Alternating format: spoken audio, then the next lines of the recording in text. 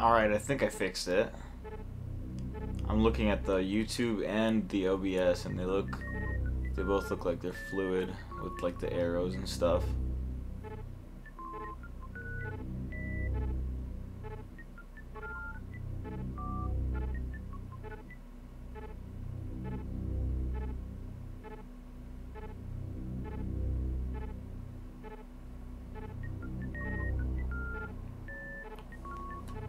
Okay. Alright. Sorry about that earlier. It sucks. Anyway.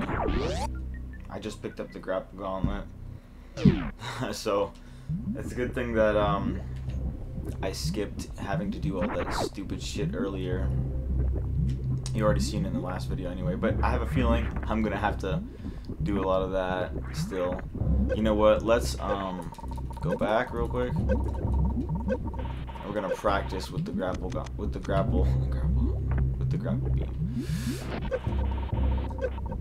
It's so hard to do with the lag because this game is like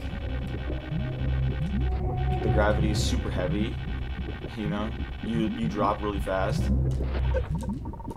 so you need to really. It's so shitty. I really wish I had a CRT next to me. I'm still trying to do that. That's my like ideal solution, is to get a CRT, you know, like get my real Super Nintendo, hook up the CRT through the RF, and then hook up the RGB through the stream. That's what I want to do.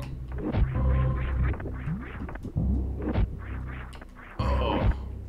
So let me know if I start dropping frames again. I don't know why the hell that was happening earlier, but yeah.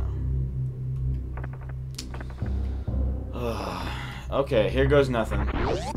This is the part where it all goes downhill.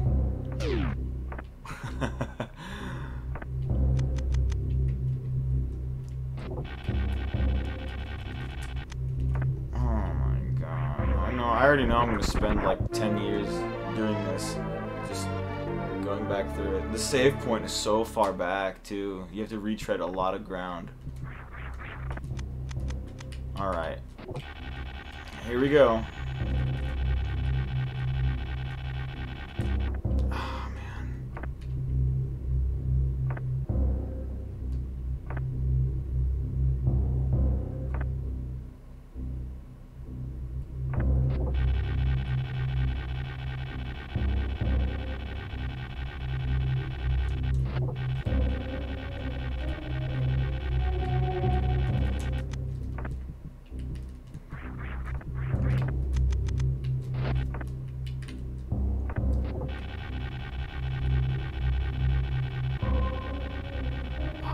Okay.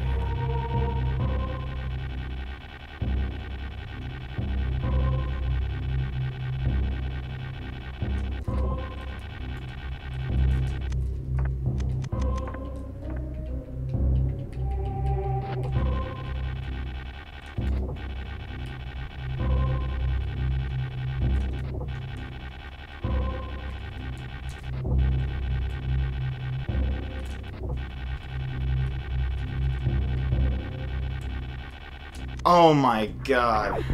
We're not done yet, but that I can't believe I did that. This is intentional, by the way. Oh god, no. Hurry up, hurry up, hurry up, hurry up, hurry up. Oh no, no, no, no, no, no, no. Yeah, I just want to get that power bomb, that's all.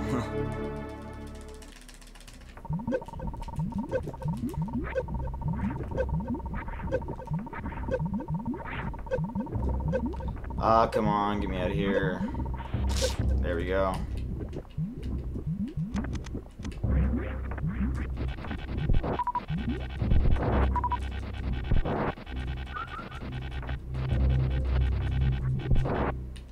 Okay, there we go. Pretty sure no one saw that. Oh! So you gotta go like that. This is, you can still die right here.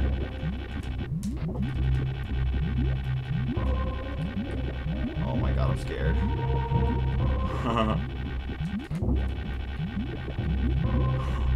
I don't know how I'm gonna get through here. Yo, I did the grapple gauntlet on my first try through the laggy ass OBS. Like, wow. I guarantee you nobody just saw that. There was nobody in here watching. Holy shit. Well, that's gonna be like a highlight when I rewatch this in the archive. That's pretty awesome. That felt so good. That was the hardest part of the game, and I just nailed it. Wow. Wow. That's a huge weight off my freaking back. Dude. I have no idea how good that feels. It took me 30 minutes to get through the heat run, but it took me one single try in the grapple gauntlet, which is way worse. Which I consider way worse than the heat run. Okay.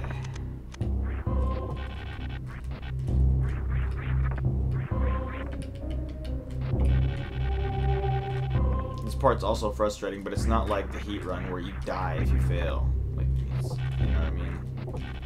There we go. Oof. Gosh, I wish my stream didn't screw up earlier. But it's whatever. It's whatevs.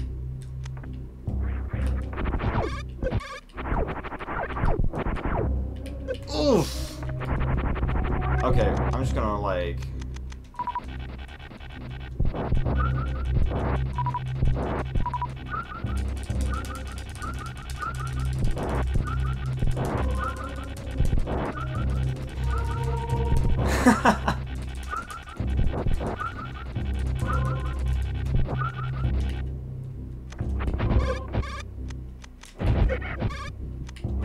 Oh my god, I just wasted the super missile. Whatever.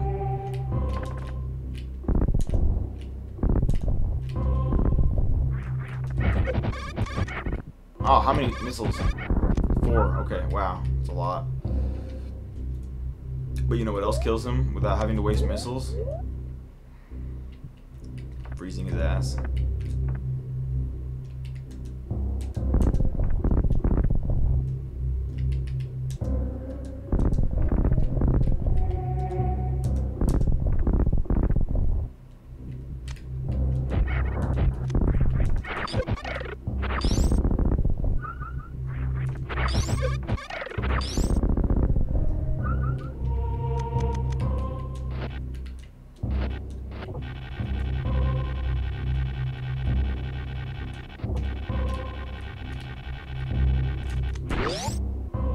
Okay.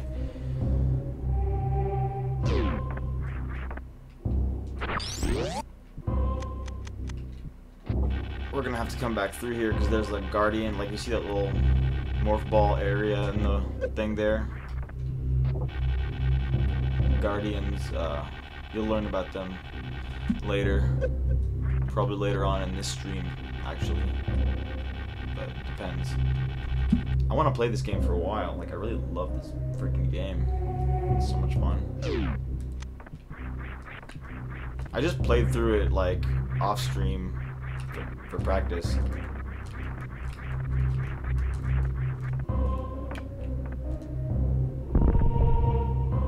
So now that we have grapple beam, we can grab all kinds of shit now.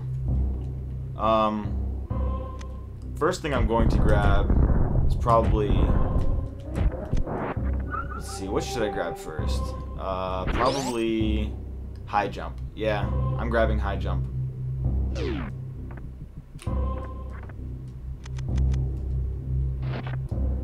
You know what?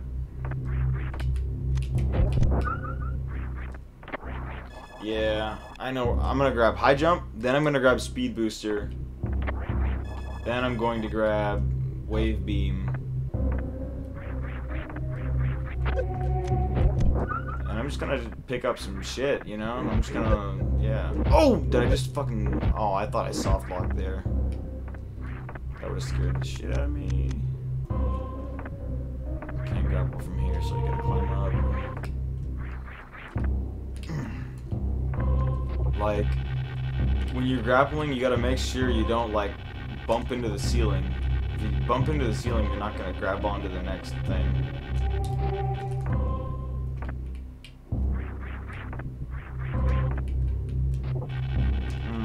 Let's see. There we go.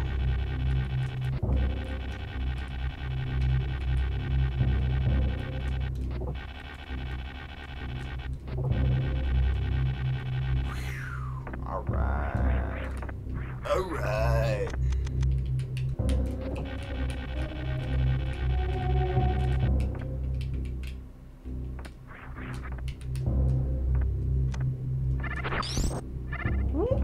Right under those bastards. Alright, so now we're going back to Brinstar. Right now we're in Norfair. In my earlier stream, I was saying a bunch of dumb shit. I was calling Dragon Kraid, and I was saying that this was Lower Norfair. Technically, it should be called Lower Norfair, especially the Grapple Gauntlet room, because that is the lowest point in the whole map of this game. But it's not exact. Like, Lower Norfair is the one that has that music, that really awesome music, and the really brutal enemies.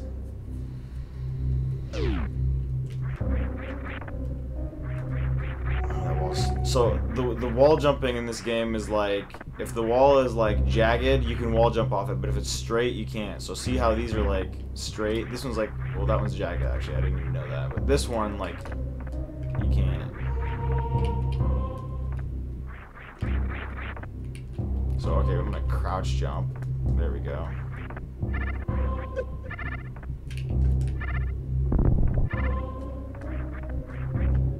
I remember the first time I reached this save point after I did the grapple gauntlet for my first time ever.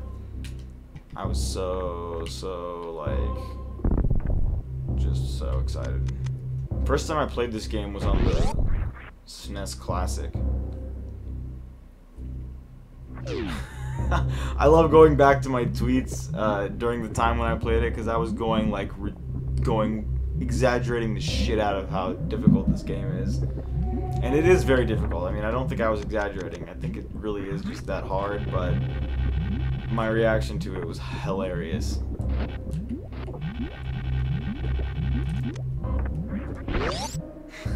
I think I said something like, "Oh, this game is ripping me 12 assholes," or something like that. I don't know, it was just so funny.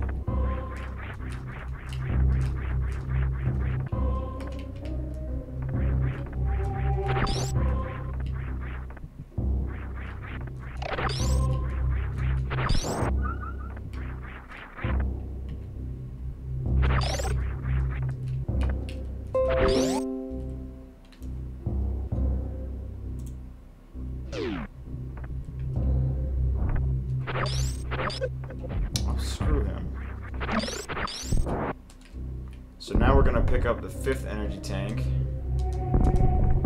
which is up here, and is also kind of deadly. Not as bad as the grapple gauntlet, but pretty shitty. You can die. Come on.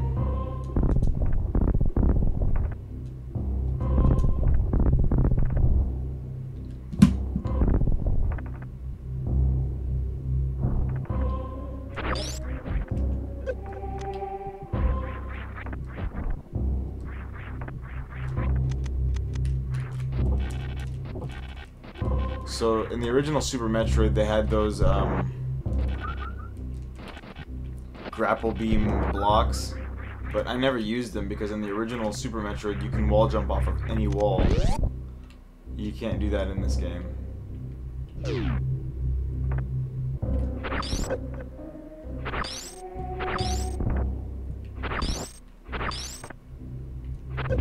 Ah, damn it, man. Yeah, if I fall into the lava here, it's like, I'm dead.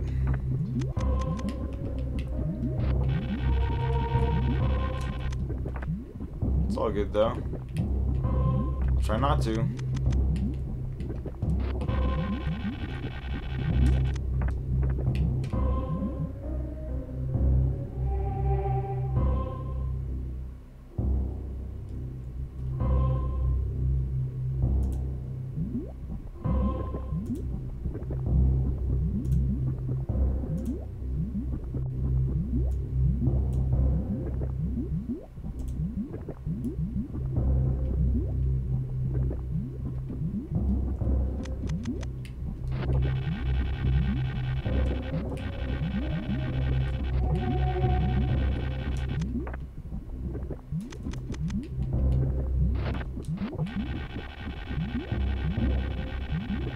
Oh boy. Let's do like that. Scary. Yeah. There we go. That's good shit. I like that.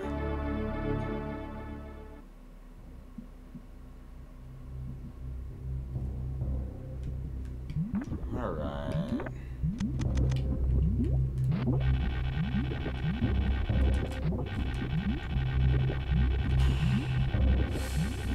Oh shit. Alright.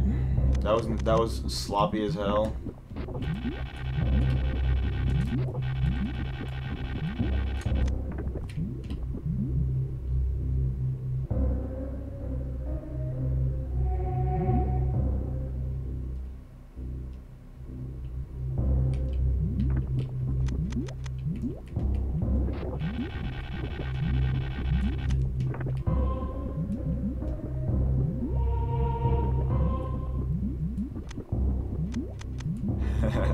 Hey Smango, how you doing, man? Good to see you joining the stream. Yeah, this is a ROM hack. It's totally totally like changes the game and makes it like really hard.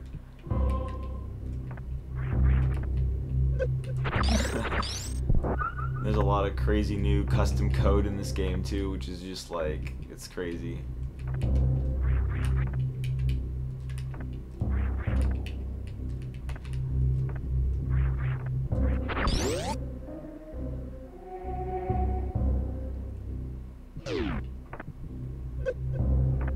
There's a lot of ROM hacks for Super Metroid. A lot of really good ones too. This is probably one of the earliest and most famous ones. It's like it takes the original game and makes it like huge. It just makes it like just gigantic and really long, like 4 times bigger and like 4 times the length of the original game. Yeah, the randomizers. I really want to play those too. I have to play those. Like, there's a Link to the Past. I'm not too good at Link to the Past. I'm much better at Super Metroid than I am at Link to the Past. But I would like to try the Link to the Past one. Like I would like to practice Link to the Past, the original, so I can prepare myself for the randomizer. It would be really fun.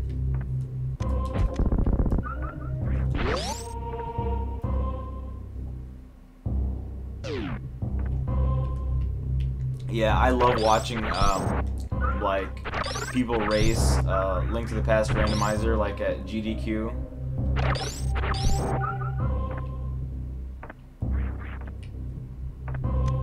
Yeah, that's true. Yeah, you have a point. Yeah, but I mean, I just want to like play the original so that I know where all the like items are, and so that I'm like better at the combat, you know, because it can get pretty brutal when you're like unprepared and stuff. But the thing I like about randomizer is that you can sometimes get like stuff early. You know what I mean? Like you can get like the red tunic early, and you can get like the tempered sword early. I mean, like, you know, all kinds of cool stuff. But there's also like really good stuff that you probably won't be able to get until the end of the game, and it's just really cool. That's the whole point. It's just random. Oh crap! I don't have gravity suit.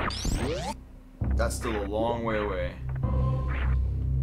So I need to take the lower route back to Brickstar, which is down here. We're gonna go back to the heat run. Except now I have the various suit, which will protect me from the heat. Oh, come on! I lost. Oh, man. I'll just wait for him.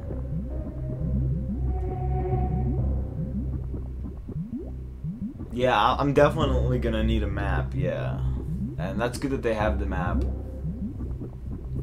Yeah, there's this one game called Zelda Parallel Worlds. It's a ROM hack kind of like this one. You have to do like bomb jumps and stuff, and it's really crazy. I've never been able to get far in that one, but but it's a really cool game. I wish I could play that game. It's one reason why I made myself get good at this game is because I really liked it. Yeah, this is like an extreme mode, like Super Metroid extreme difficulty. Oh shit! Oh no, I'm screwed. Oh yeah, I do DOS games all the time, Smango. If you look at some of my past streams, I've done Doom 2, Final Doom Plutonia Experiment, Wolfenstein 3D, Tyrion. I'm pretty sure I've done some other ones. I don't remember. There we go. Oh! That guy was going so slow. Oh my god. By the way, that's a purple door. You have to put 25 missiles into it. It's the most annoying thing in the game. Oh, thank you for subbing. I appreciate it. Yeah, I stream every now and then. I don't really have a schedule. It's just like, you know, sometimes I feel like it, and then I come on and I do it. Hey, what's up, Itburn? How's it going, man? Do you know this game, Super Metroid Redesign?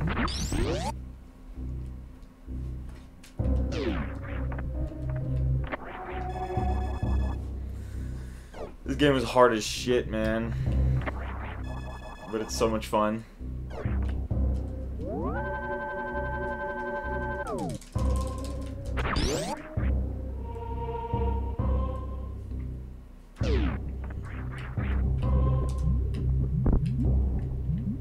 Yeah, this one is it's an old ROM hack. It's from like 2006, 2007. I can't remember exactly, but it's like one of the first big ROM hacks of any Super Nintendo game. It's like along with the original Kaizo Mario. It's pretty crazy, and it's just so goddamn hard. It's really fun because it's so huge and it's like a giant maze. You get lost in it and shit. It's just, yeah, it's really good.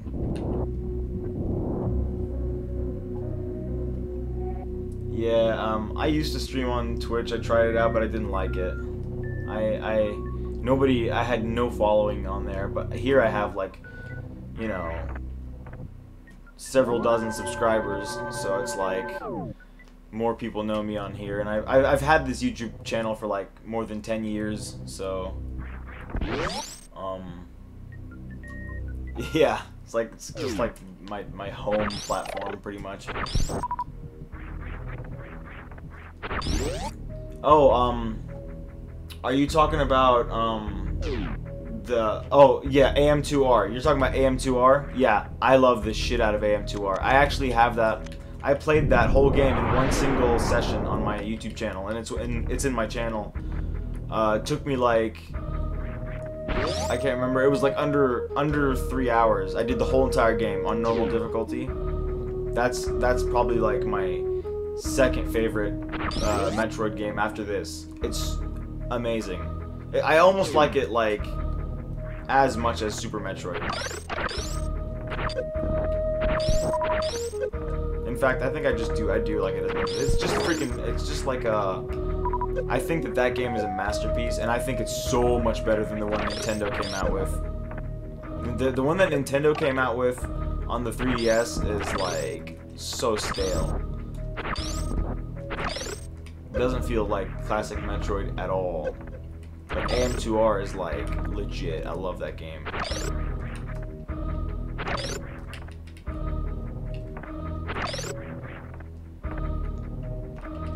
That's awesome, Smango. You know what's crazy? I never played Super Metroid until like 3 years ago. I had oh shit!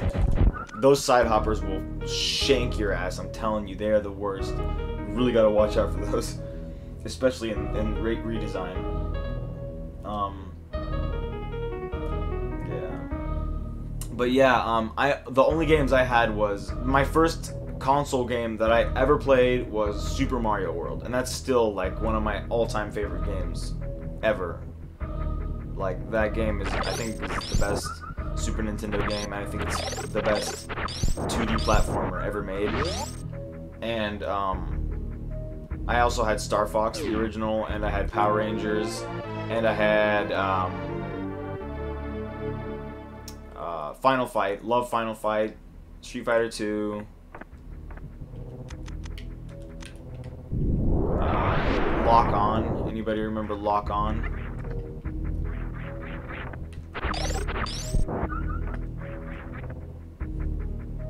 But yeah, I didn't play Link to the Past until much later.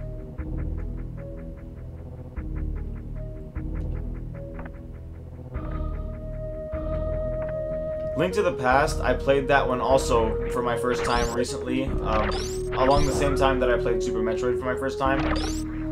And Link to the Past is one of those games that I was like, oh my, everyone's like saying, this is the greatest game ever, like, oh my god, like, nothing, like, it's the greatest. And I played it and I was like, alright, this is gonna be the shit. And I got done with it and I was like, wow, that was good, but like, I don't think it's like what everyone was hyping it up to be, even though it's really like amazing. I love it. Like, I feel like people hype things up a little too much, you know? But I do love Link to the Past. That's just like, I think that Link to the Past is also one of those games, kind of like Super Mario World, that sets a standard for adventure games, you know? Like, Link to the Past came out, and a lot of other games were just like it influenced like so many other games. And yeah, absolutely revolutionary game.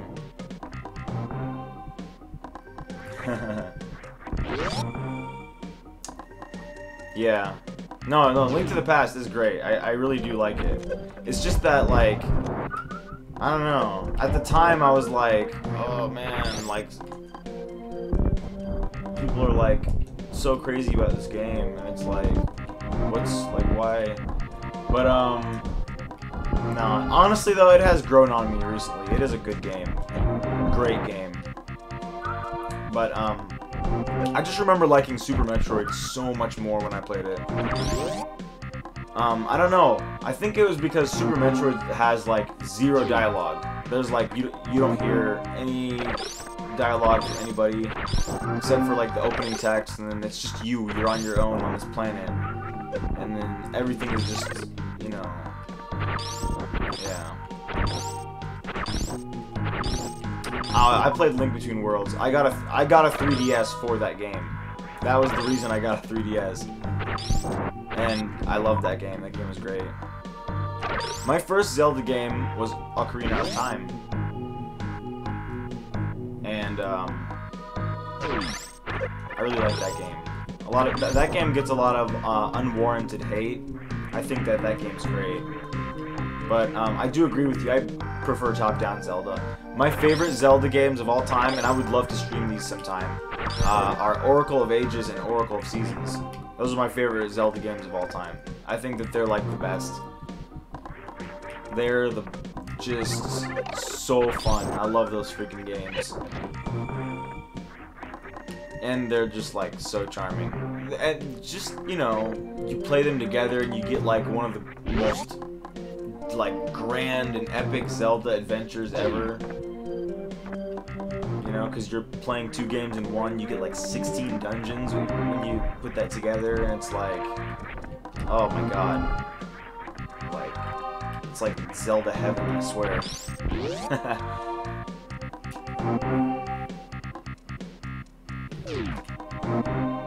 Oracle of Seasons is better than Ages, I agree. It's really good. Oracle of Seasons is like, oh my gosh, I could play that game. Oh shit, I skipped the high jump. Yeah, Oracle of Seasons is so much fun. But they're both just really good. Like, I always play both of them after another. Like, I always I'll play Seasons first, and then I'll play Ages, and then next time I'll play Ages first, and I'll play Seasons. And the difference when you do that is really not that much, but it's just, you know, whatever. Oh, you don't like Metroid Prime, Smango? I've never played any 3D Metroid. I've only played the 2D ones. The first Metroid game I ever played was Metroid Fusion, and I played that when it came out in 2002. And I fell in love with that game. I begged my mom to buy me a Game Boy Advance for that game. I was like in elementary school back then.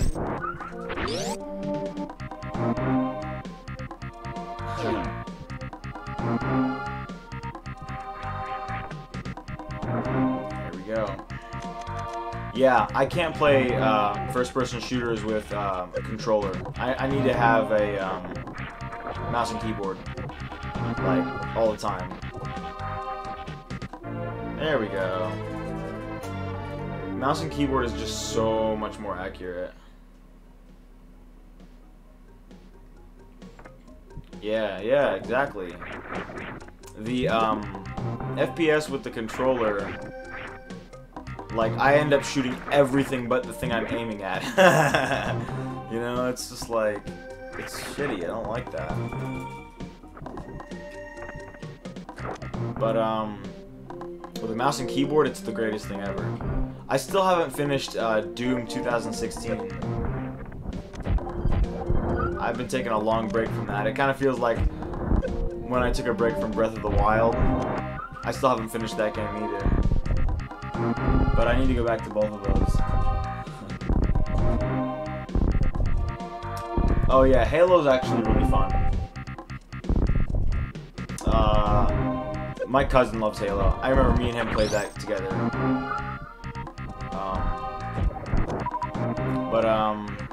I also play a lot of Call of Duty, which was great. Yeah, Breath of the Wild, man. The reason I stopped playing that was because I got kind of burned out on it.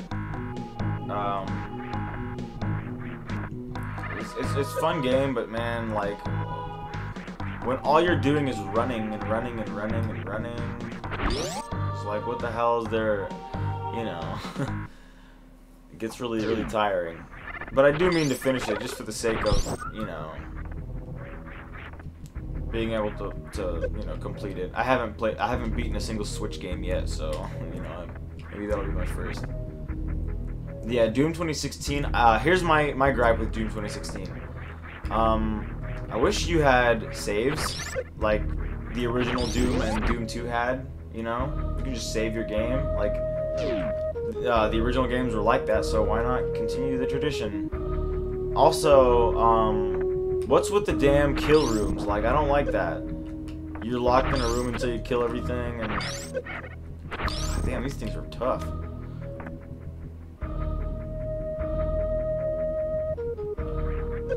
Alright, so we're gonna get speed booster.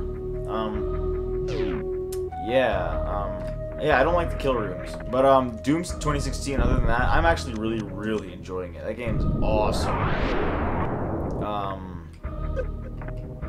Graphics are amazing.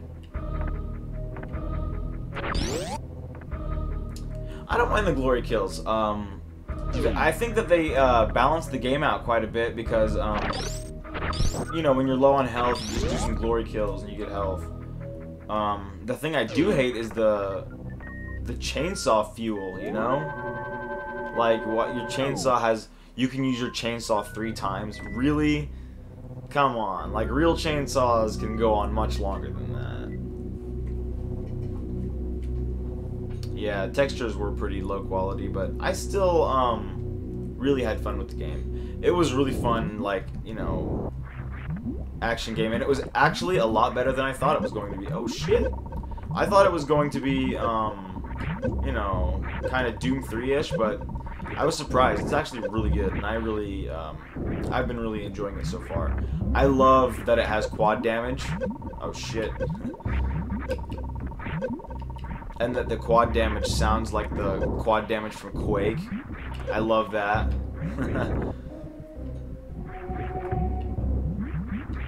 It's just satisfying. Oh, I like Doom 3 as well. Believe me, I do like it.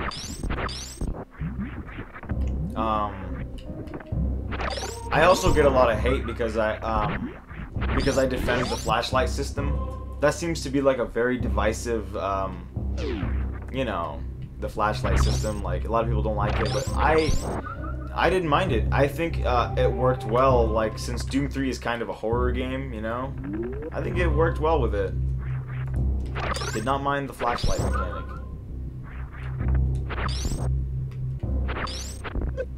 Oh, damn it. These things don't go down with freaking... Okay, I don't have any missiles. Alright, that's scary. I'm just gonna farm these guys. Yeah. Dude, Doom 3 scared me so much back in the day. Oh my god. Man.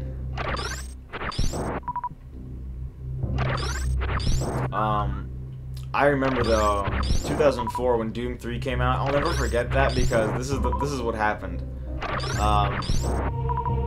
I was so hyped for Doom 3. I love that game. I was like, I can't wait for this game to come out.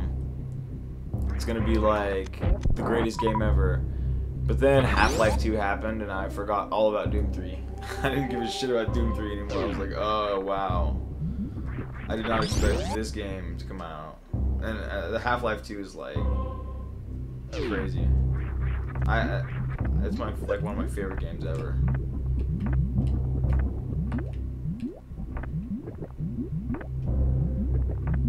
Yeah, the original the non-BFG edition of Doom 3 had the flashlight separate from the gun, so you had to either have your gun up or your flashlight, which is crazy. I showed this off in my last stream, but this is like ridiculous how watch how they expect you to get through here. Oh, you mean Vampire the Masquerade Bloodlines or Castlevania Bloodlines? Because I am a fan of Castlevania Bloodlines too. And I have never played Vampire the Masquerade Bloodlines, but I've always wanted to because I've heard it's a great game. I remember when I was a kid watching this video about the part with the Ocean Hotel, and that scared the shit out of me. And I was like, wow, this game is great. I want to play the shit out of it.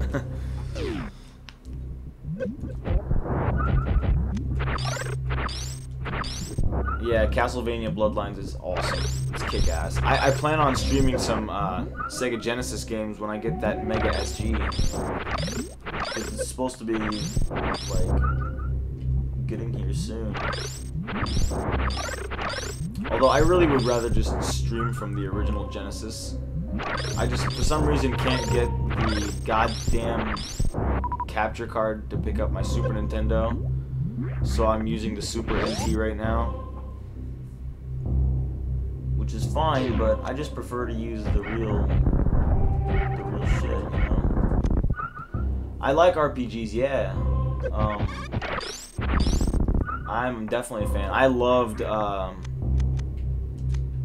like Skyrim, and I never played really like much CRPGs other than Skyrim, but I did play a lot of, like, recently I played some JRPGs. Like, I played Chrono Trigger, which was fantastic, Final Fantasy VI, which was also really great. Blue Dragon, huh? I haven't heard of that game before. Is that also an RPG?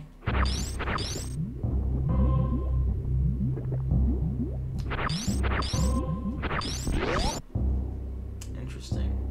You know what? I had both when I was a kid. My story was that I grew up playing DOS games. Those were my first games. My first computer was the 386 and the 486. The first time I ever saw a console was when my cousins were playing Super Mario World on their Super Nintendo, and I fell in love with that game. Like that, right away. I was like, this is the most amazing game I've ever seen.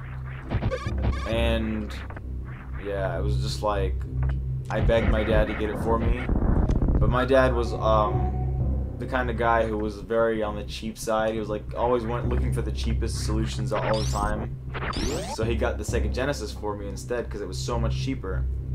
But I did not complain at all. You know, a lot of times a kid would be like, oh, this isn't what I wanted. No, man, I saw Sonic, and I saw those beautiful colors, and I saw the speed, and I was like, wow.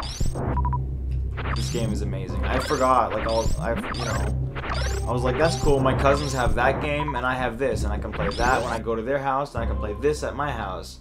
But later on, I really did want to get Super Mario World so I can play the living shit out of it. And I did get the Super Nintendo, and so I was like, yeah, I got both now, I'm the shit. And so I had the best of both worlds. But the first console that I ever played was the Super Nintendo at my cousin's house, and that is like a really good moment, you know? It's a great console. I didn't know, as a kid I never knew, like, how good the system was. I didn't know about all the masterpieces, like Super Metroid and Link to the Past and Chrono Trigger. Oh god, I'm an idiot. Oh god, I think I'm gonna die. Yeah. No, I made it. Anyway, yeah, and I only had 3 games for the Sega Genesis. 3. I had Aladdin, Sonic 1, and Sonic 2. That's it.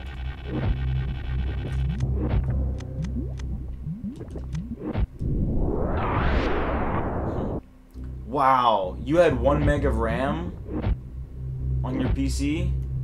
That's crazy. My first PC had 210 megabyte hard drive, and it had 4 megabytes of RAM.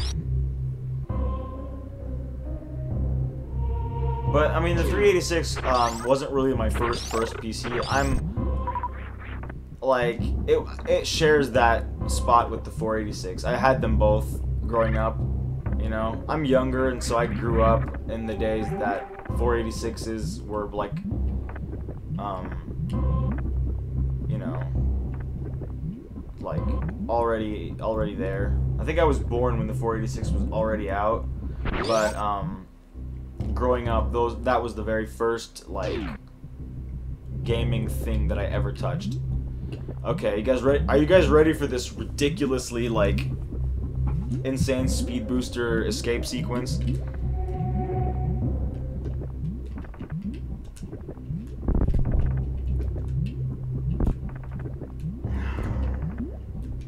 I gotta focus here. This part's really hard. Alright. Here we go. Shit's about to hit the fan. Oh, I fucked up. I'm dead. Yeah, I'm dead. Oh my god. Oh. That's embarrassing.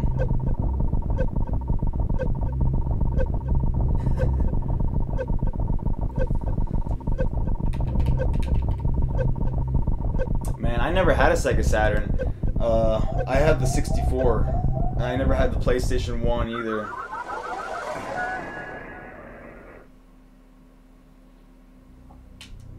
I wish I had the PS1 though. The PS1, oh man, I'm just now discovering how good that system is, and oh man, really nice. Let's see how fast I can get back down there. 486 DX33. Wow, that's you know, when I was a kid, I always thought that the 486 was like the 66, you know, because my computer has a that 486 that I post pictures of all the time. Why do I always fall in here? God damn it. That 486 that I post pictures of is the same one that I had when I was a kid. So I saw that green 66 LED on it, and I was like, wow. So this is like the 486. I didn't know that they went down to 33. Because that's my 386. My 386 is a DX33. Oh my god, I'm actually like playing awful right now.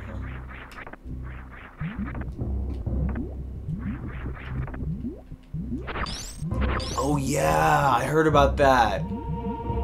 Oh man, I really want to get that thing.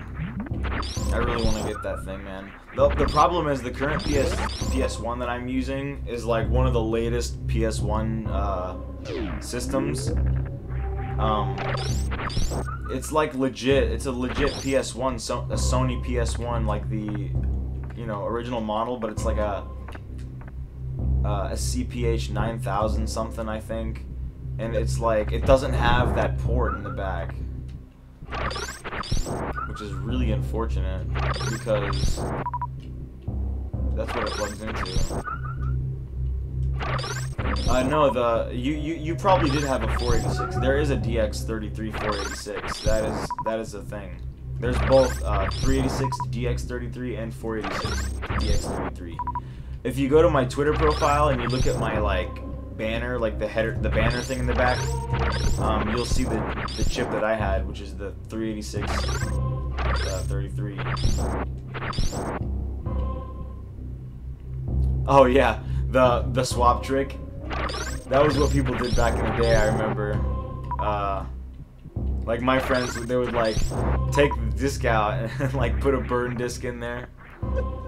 I just want to play Klonoa, man. That's the one game that I can't buy because it's too expensive.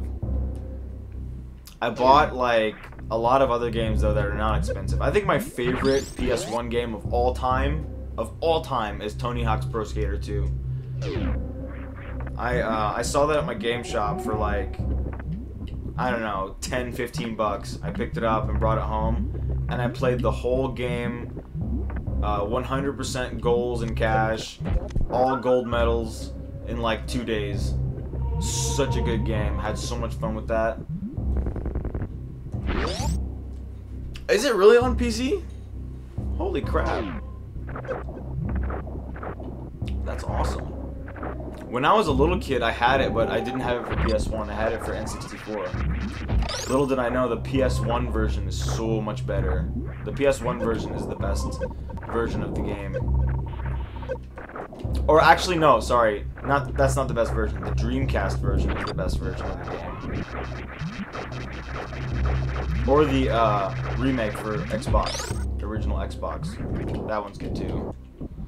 Either way, I love Tony Hawk's Pro Skater 2. That game is awesome. Oh, Symphony of the Night. That game's awesome. I'm currently playing through that for my first time on my PS1. I have that game too. I got a good deal on it recently, so I had to get it because that's one game I've been wanting to play for a long time. And I have it on the PS3. I like, I'm more of an old school Castlevania guy. My favorite Castlevania game is Dracula's Curse. Castlevania 3 on NES. But, yeah. Oh, Symphony of the Night doesn't just hold up well. It is like, it aged like fine wine. That game is so good. It has such good music, and it has... The controls are just satisfying. Like, it's just like this game. It's just like Super Metroid. The controls are just like, they make your hands feel happy. You know what I mean?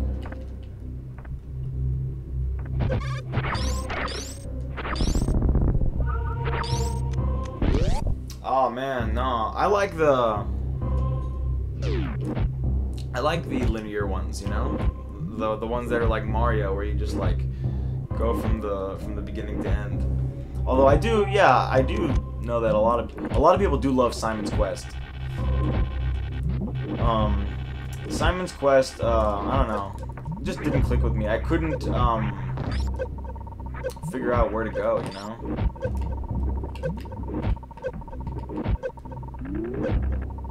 But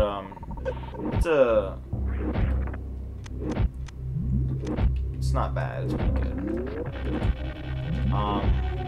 But Symphony of the Night, I think Symphony of the Night did the open world Castlevania a little better than Simon's Quest. Yeah, that's what I'm saying. Like, you need Nintendo Power for that game, or AVGN. Yeah, I'm dead. Fuck me. God damn it. I hate this. I should have saved at the Crocomire save point. Yeah, Simon's Quest Redux. That game is that's the one that actually gives you clues to what you're supposed to do.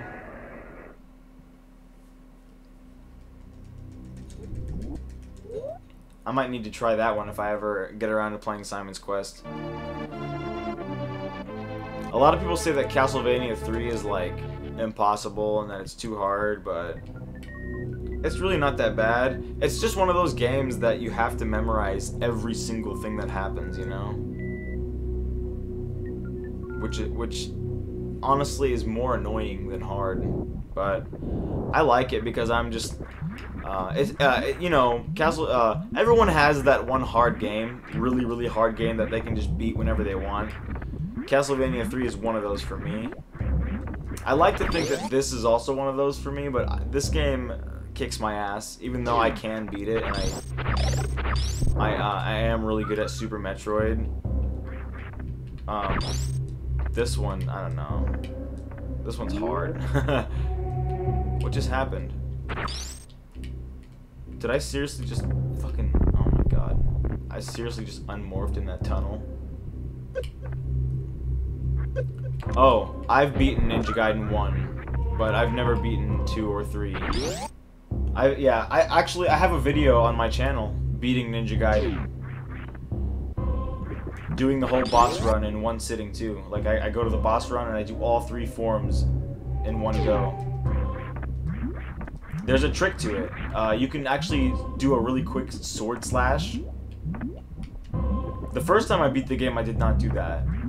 But when I did that video I did do the quick slash. All you gotta do is you jump and you hit down slash at the same time real fast like that, and then you'll do it. That first, the second one. The second boss, the guy that floats around, you have to, like, that guy, you just have to memorize the pattern. There's no trick to that. You just have to slash his ass. And yeah, Battletoads is impossible. Ghosts and Goblins too. And Silver Surfer. NES games, dude. NES games are just freaking brutal. It's the way they are. Alright. New plan. We're just gonna save in this spot so that we don't have to retread so much ground when we die. Oh, damn it. Those things remind me of, I might have said this last time, but they remind me of Sparky from Super Mario World. I like, Ghouls and Ghosts better. I have Ghouls and Ghosts on here. Ghouls and Ghosts, or not, Ghouls and Ghosts, well, yeah, Ghouls and Ghosts for Sega Genesis, that one's good too, but I mean, Super Ghouls and Ghosts. That's what I'm talking about.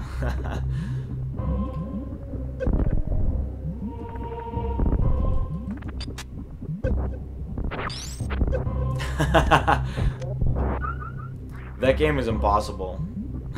I can't beat that game. Oh, come on.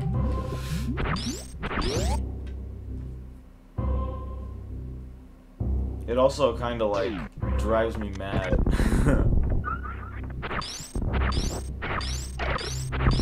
It's just one of those games. Oh, look at that. 0 missiles and power bombs and everything.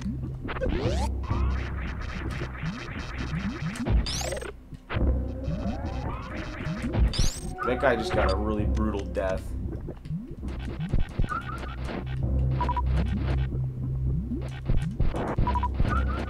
Oh yeah, that's how you do it real fast right there. I'm trying to remember what video games I ever got for Christmas. I don't remember. I mostly just got like toys and stuff. Oh wait, I did, yeah. I got that 3DS that I was talking about, that Link to the Past, or Link Between Worlds. Oh my god, these Skigas, man, they're relentless.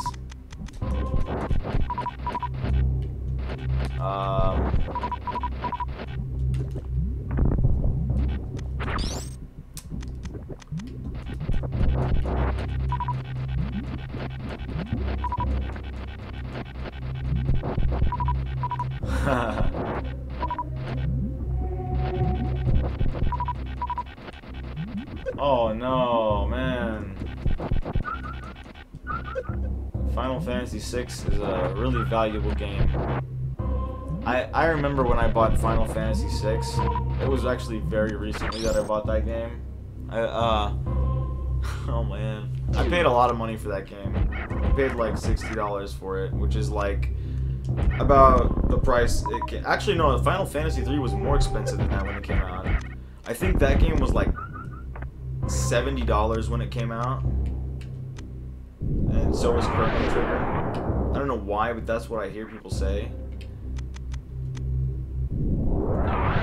None of my games, I didn't buy any games retail. All my games that I bought were used. I think the first game that I ever bought retail, ever, was,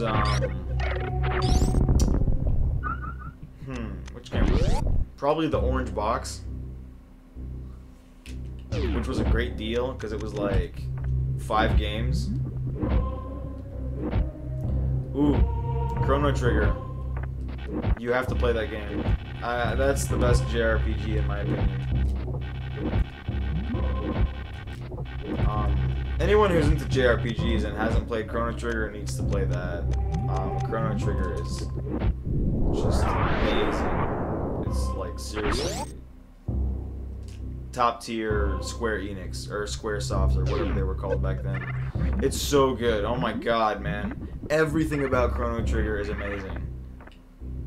Every single thing about that game is, every time I hear music from it, every time I see screenshots from it, it's just like, wow, I want to go back to playing this game again. It's really good. Definitely one of my top 5 Super Nintendo games.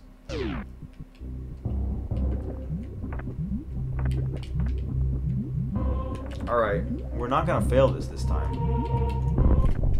Yes, we are. Actually, no, we're good, we're good. There's a way out of here. Oh, there we go.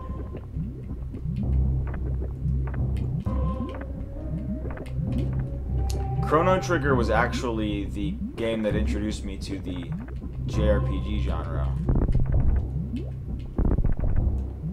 That was the first JRPG that I played. After that, I played Final Fantasy VI. But,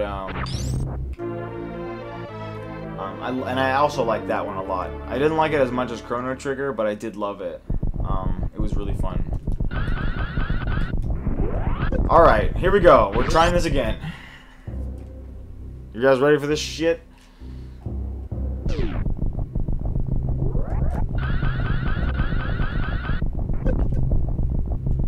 This part's goddamn shitty. I hate it.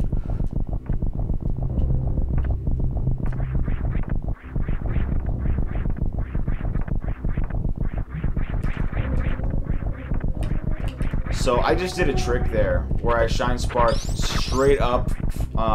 You might have noticed that I perfectly timed where my feet were on that bottom platform, and I went up. That's because if you go further to the left, any further to the left down there, the fire will rise up so fast, and it will be right on your tail if you get up, and it will most likely catch you and kill you.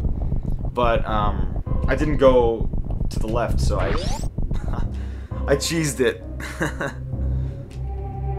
But that part is usually like really freaking hard. The hardest part though for me, honestly, because I know that trick, is just getting to the to the damn speed booster.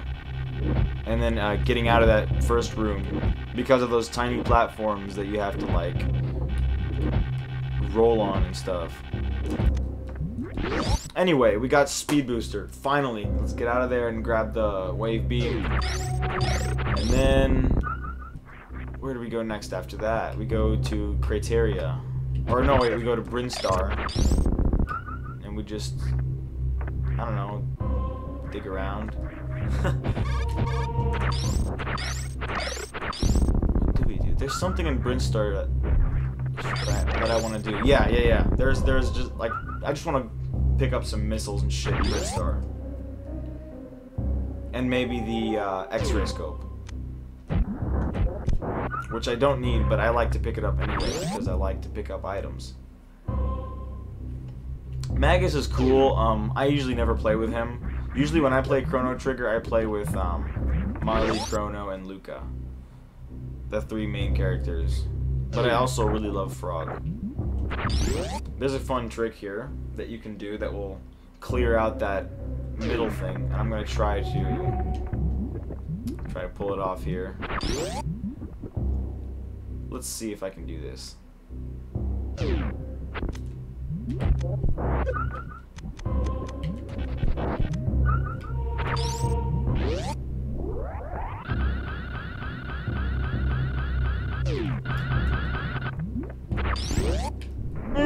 Nailed it. Now we're talking. Check this out. Boom! That's what you want to do right there. Ah. Oh man, took a dip in the fire there.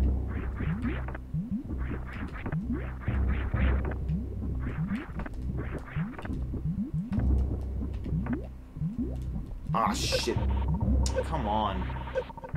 Maybe we'll do some crouch jumping. That should help. I mean, we have high jump after all, so... Maybe that's why I'm falling, because I'm not used to having high jump in this area.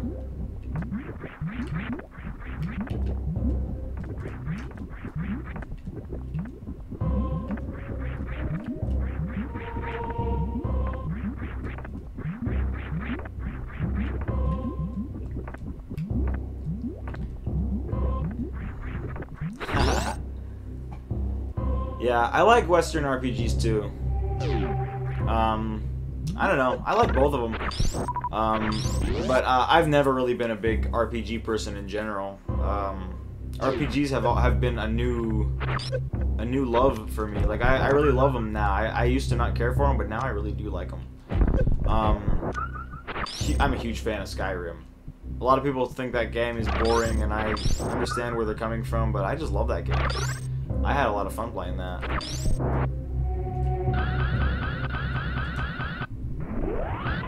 And I often go back and revisit that game just because it's like, oh shit, I'm an idiot. You gotta run through there. I gotta try that again. Oh yeah, I totally understand that, Smango. I wish I had more time to play them. I don't have much time because I'm always working, and I'm always like... I'm working like crazy, like, at my job. But it's good because I need the hours, but I just wish I had some more time. There we go. Alright. And then you run through here. There we go. Alright.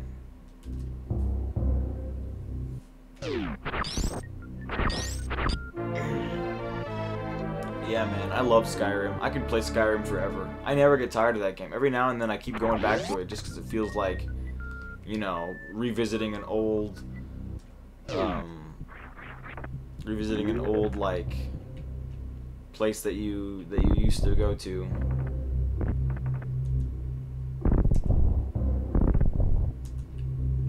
Oh, man. I understand that, Smango. It's crazy. No free time at all. Oh man, you only played Dusk? What games did I play last year?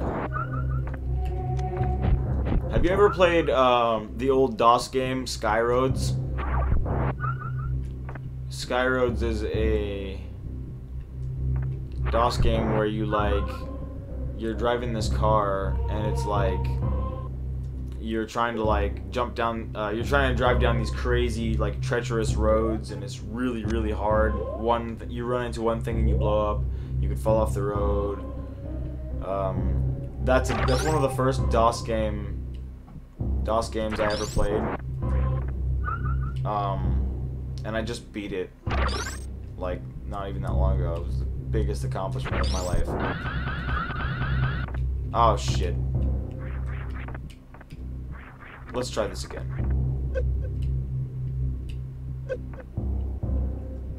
Alright. No! No. There we go.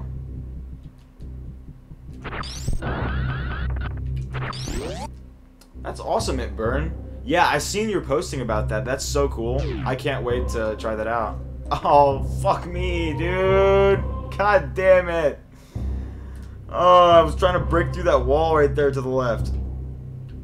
Ugh. I just want some more super missiles, that's all.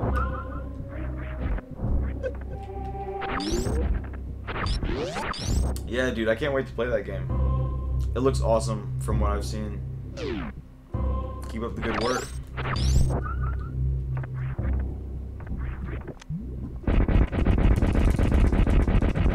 Retro FPS games are my favorite genre.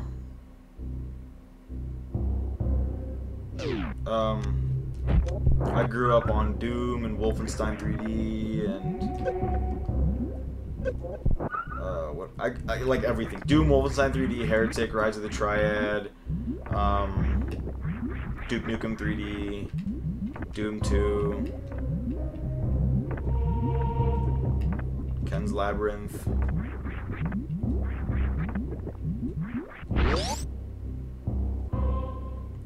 I don't know if, I mean, people would consider Ken's Labyrinth a retro first-person shooter, but technically Ken's Labyrinth is a retro first-person shooter.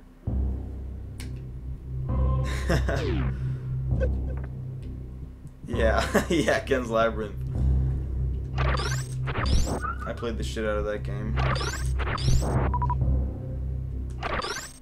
A little Wolf 3D clone from back in the day.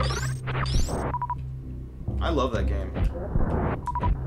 It's one of those games that has that unmatched charm.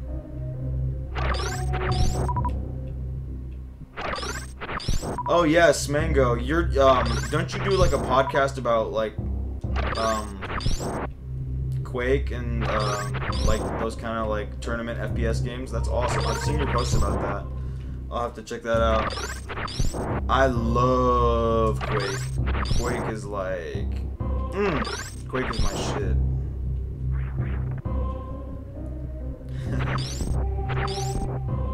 Yeah, Ken's Labyrinth is very silly.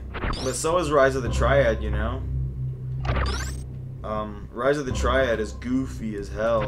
But that's what makes it good.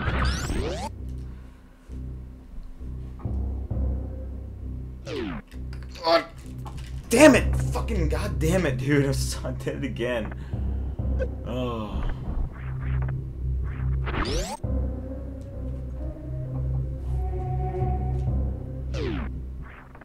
Awesome. Yeah, I'll definitely check that out. That's right down my alley.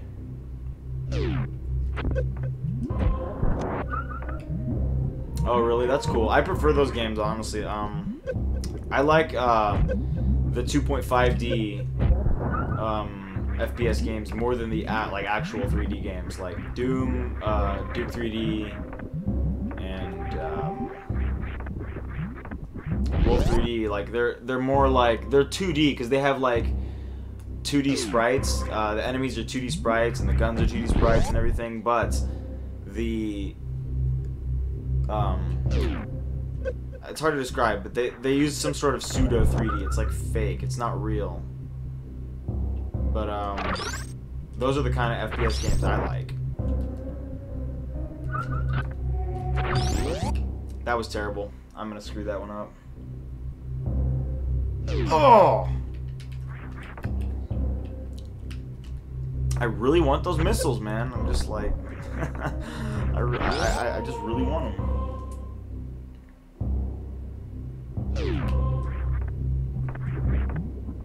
Oh, dude, no. I don't mind at all. Go for it. Promote yourself all you want, man. I'll even give you a shout out. Because I support that stuff, dude. Like podcasts about like retro FPS, and all, you know, just all kinds of gaming stuff. I totally support that. Hell yeah, dude.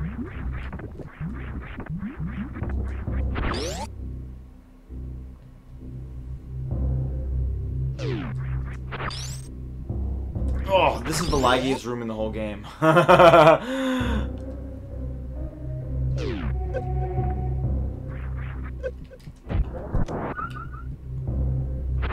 Oh, come on. Okay. You know what? I have an idea. Watch this. I'm just gonna open the door. go. And then I'm going to do this. We're not gonna fail this time. Like, I'm serious. We're gonna get this missile pack.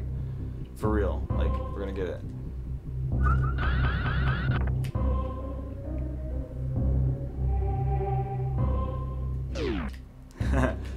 Yes! Did it finally! Oh man, thank you, Smango. I appreciate it. Yeah, man. I appreciate that you share the stream too. I try to make you know, like funny posts about computer stuff every now and then, but I'm just like always just stressed out about like this. I'm repairing his computer and it's stressing me out so much, and I'm just like, oh man. But I really appreciate all the love I'm getting on Twitter, because like I'm getting a lot of support. People are helping me. People are telling me what to do, like what to use to, you know, what to be aware of, and all this stuff. And I've had a lot of help with that. So yeah, thank you for sharing this stuff.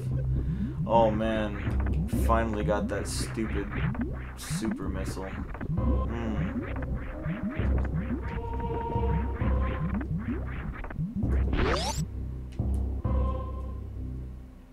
Oh yeah, dude. Look how slow it is to charge. Oh, nice. Yeah, yeah. The Pentium 3. The Pentium 3 is awesome. Like, that's actually the board I'm trying to repair. The Pentium 3. It has a slot 1 800 megahertz Pentium 3 processor with 256 megabytes of RAM, and it's really good. Like, it's a good board. I really want to, you know, I want to repair it, and I want to give it like some good, like, I just really want to make sure that it doesn't like die on me. But yeah, I hope it turns out well. I built a Pentium computer and that turned out really well, so I'm hoping that this would work out like that as well.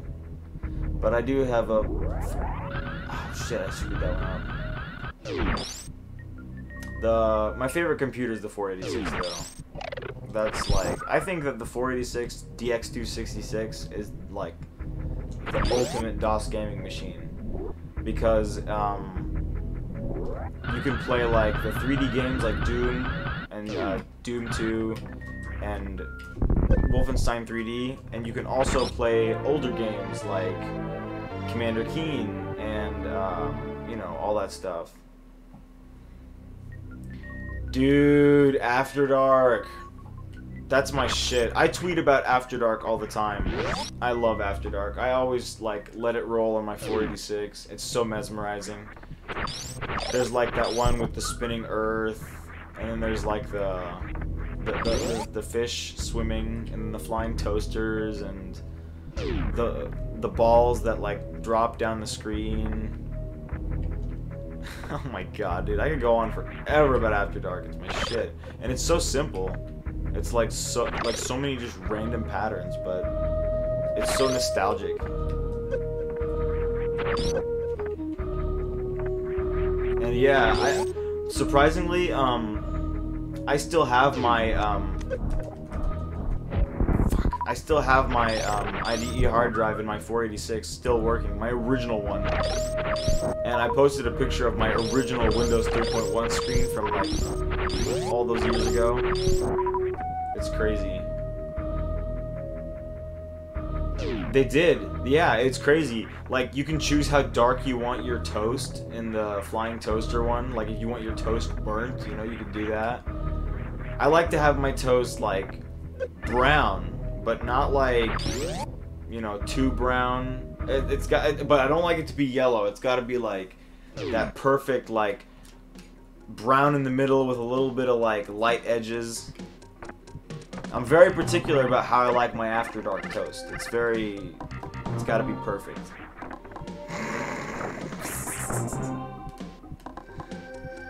But yeah, you could also choose how big you wanted that triangle that goes across the screen, and the bigger you made it, the more your computer like slowed down because it was like 3D rendering the whole thing.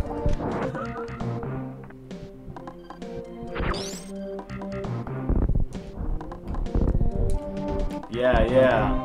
I don't think I have that one on my version of After Dark. Mine is an older like version for 3.1. But I'll have to try that one out on like Windows 95 or something. Yeah, it's just like the greatest. Why the hell don't we have screensavers anymore? They need to bring those back. Damn. They're so good.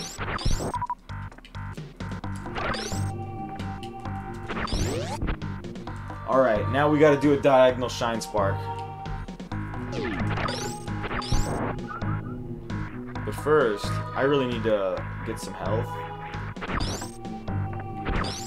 Shine sparking takes up your health. Whoa, did you hear that sound? Yeah, that came from the Super NT. A lot of people say the Super NT is, perfect. No, it's not. It's not. Actually, you know what? It's actually pretty perfect. I've heard that sound on the regular Super Nintendo. But, the thing is, people like to brag and boast about the Super NT being, oh, this is not emulation. It's 100% emulation. Oh, shit! I'm dead. Yeah. Those giant side hoppers, man. They take away like 1.5 tanks each time they hit you.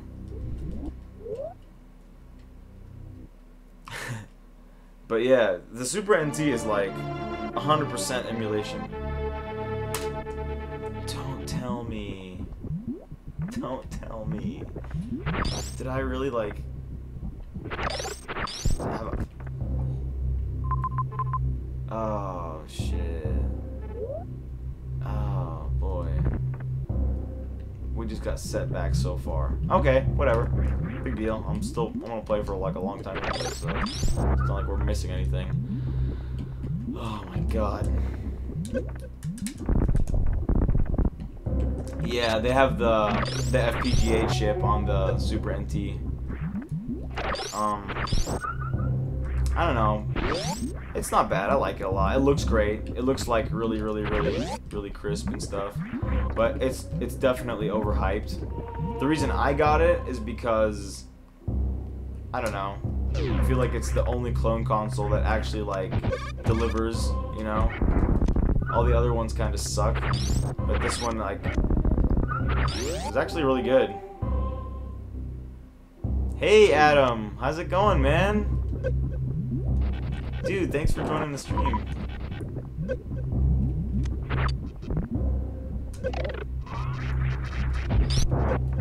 Playing some Super Metroid Redesign.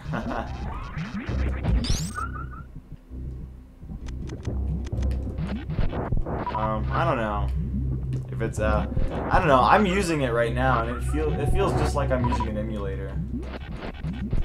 But it's definitely good. It's the best emulator I've used. I'll give it that. Oh yeah, you're in for a treat because we're about to get the speed booster right now, and the speed booster escape in this game is something to behold. I'm just trying to get myself a power bomb because you need like 3 of them to reach it, and they're not giving me any power bombs. Oh man, yeah, I've been wanting to show this hack to as many people as possible. So this game does not mess around. It's like really freaking hard.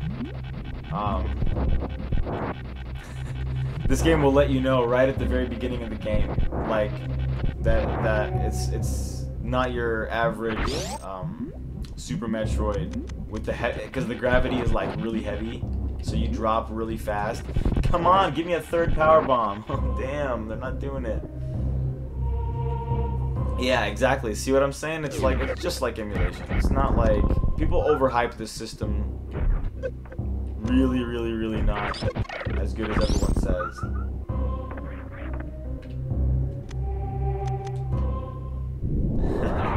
Yeah, there's some really funny reviews on the website. What is it called? The Metroid website.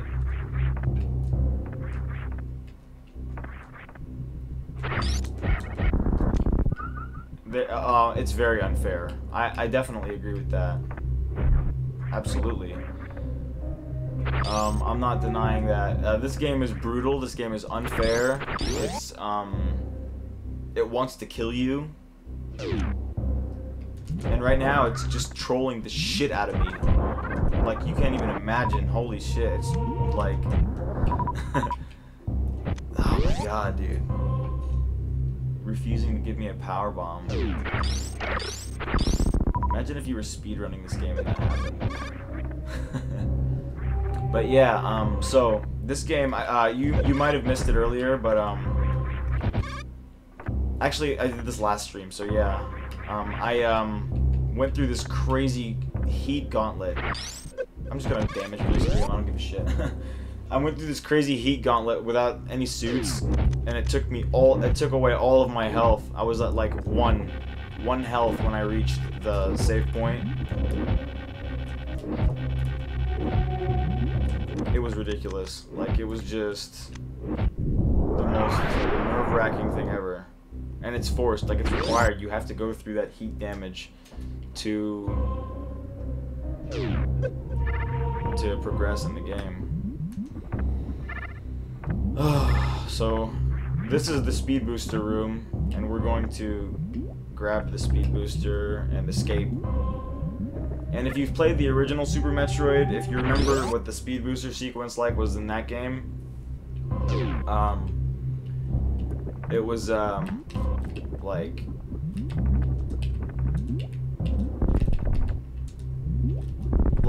you would just run to the left and you would just get it right out of there. Like, damn it, I just died again. Oh my god.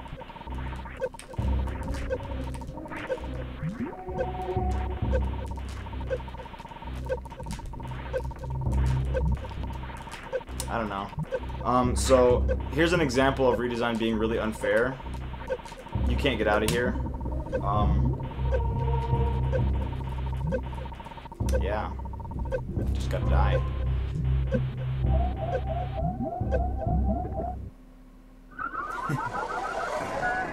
So we're gonna try that again.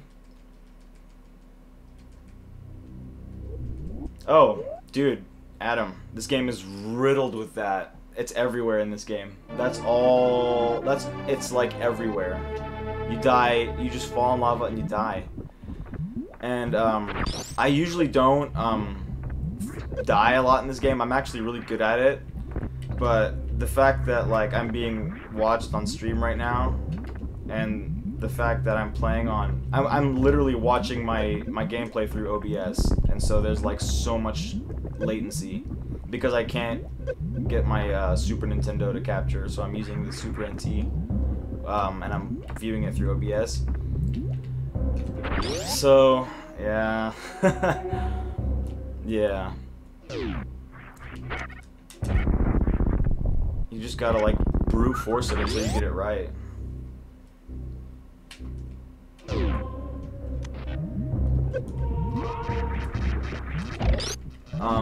So I did that heat run, and then, I tried it off stream right after I finished. Did it on my first try with, like, 25 health to spare. It's, like, not even funny how much, easier it is to do, like, on an actual CRT. Oh my god, give me a fucking power bomb. Like, why are they being so stingy? Oh, Jesus fucking Christ.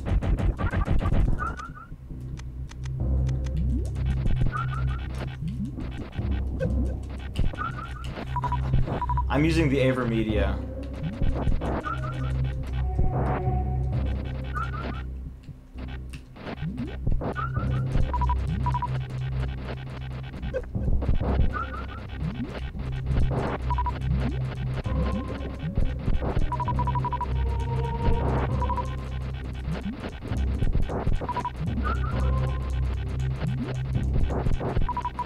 Yeah, dude. and I never had to do it. Literally, every time I get to this area, I have a power bomb.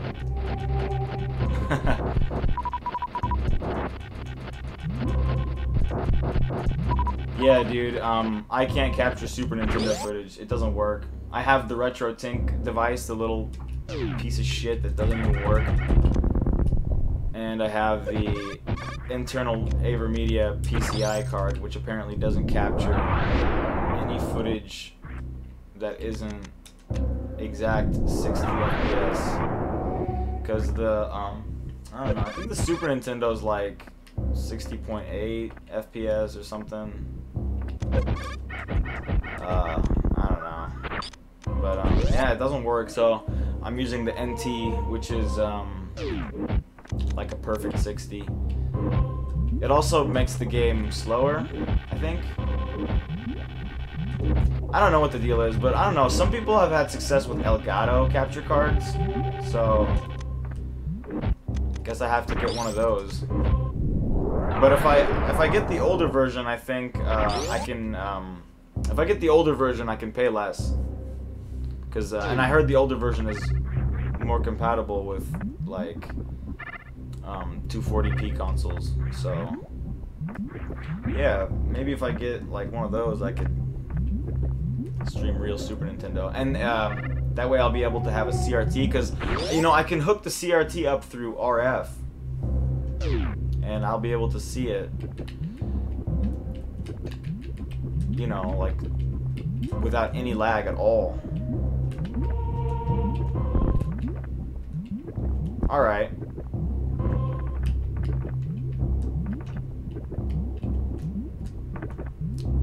I should use the ball jump from now on. Alright, here we go.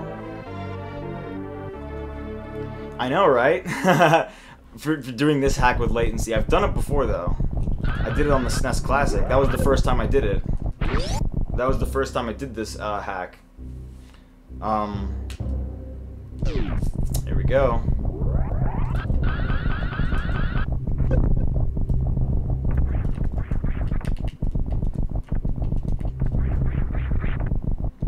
By the way, I did a little trick where I didn't, like, if you're expected to go a little further to the left, and when you do that, the lava's supposed to rise up and really just like be on your tail.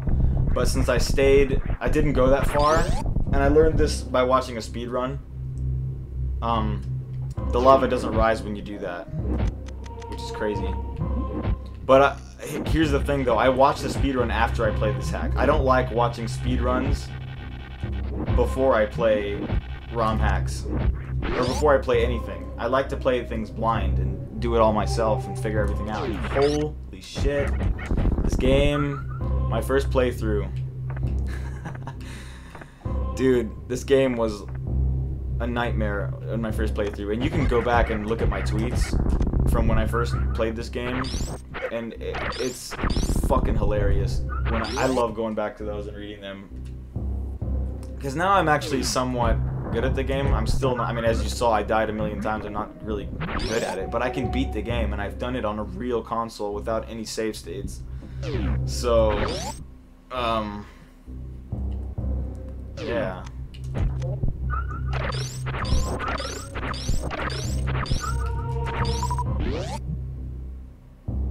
I like this Shine Spark. Even though I already, like, cleared it, I like doing it. Oh!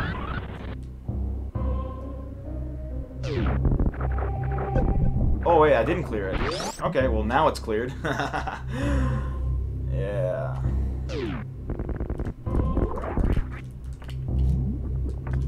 Oh no. Well, that was pointless. Went all the way up that high and then I fell back down in the lava.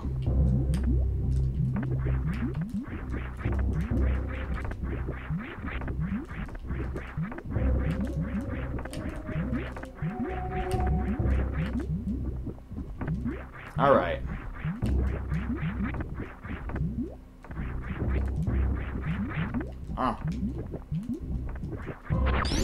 Cool. So, I hate this room so much. This room is laggy. I just like to get out of it as quick as I can.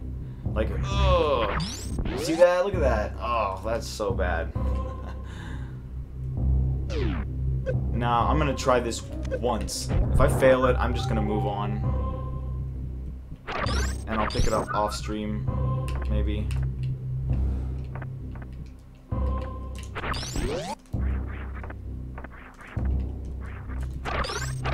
So, are you a fan of Super Metroid, Adam?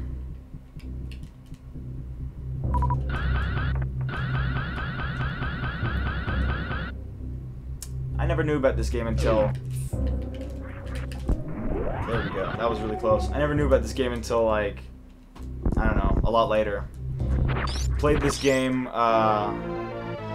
like 2016 for my first time. I mean, I knew about it before that, but I played it for my first time then. Like, there's a lot of reviews of Super Metroid that I wanted to watch, and I was like, nope, staying away from all these because I'm going to play this game blind. And man, that first experience was amazing. It was like, the ending of Super Metroid, like, my jaw was like, dropped. I was like, wow, that was fucking awesome. And it's like, probably it's one of my favorite games ever. Definitely one of my favorite Super Nintendo games. Okay, so that's a purple door. It takes 25 misses to open. You see how many we just put into that door? This game is full of those, and it sucks.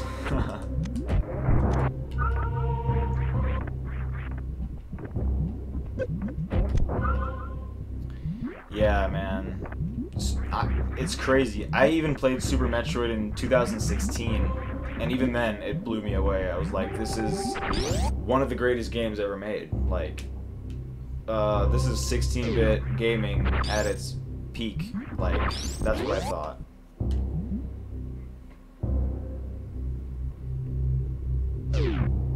I know, it's unbelievable. Like, back then I was used to Super Mario World. And Super Mario World was like... very simple. I love that game, honestly. I honestly like it as much as Super Metroid. My favorite Super Nintendo game. But Super Mario World had no atmosphere. It was just cheerful music and charming sound effects with a nice, colorful overworld map. This game, this is like you're alone in this dark planet in the freaking. It's like crushing dread of being alone, and I don't know. This game's atmosphere is just unmatched. So good. I thought I saved there last time. Yeah, you know how much I love Super Mario World. I talk about it all the time. It's so good. Ah, shit. Screwed that up. Yeah, here's the thing about Super Mario World. I think that Super Mario World's controls are perfect. When you play any other 2D platformers, none of them control as good as that. Like, you have so much control over Mario in that game. It's just unbelievable.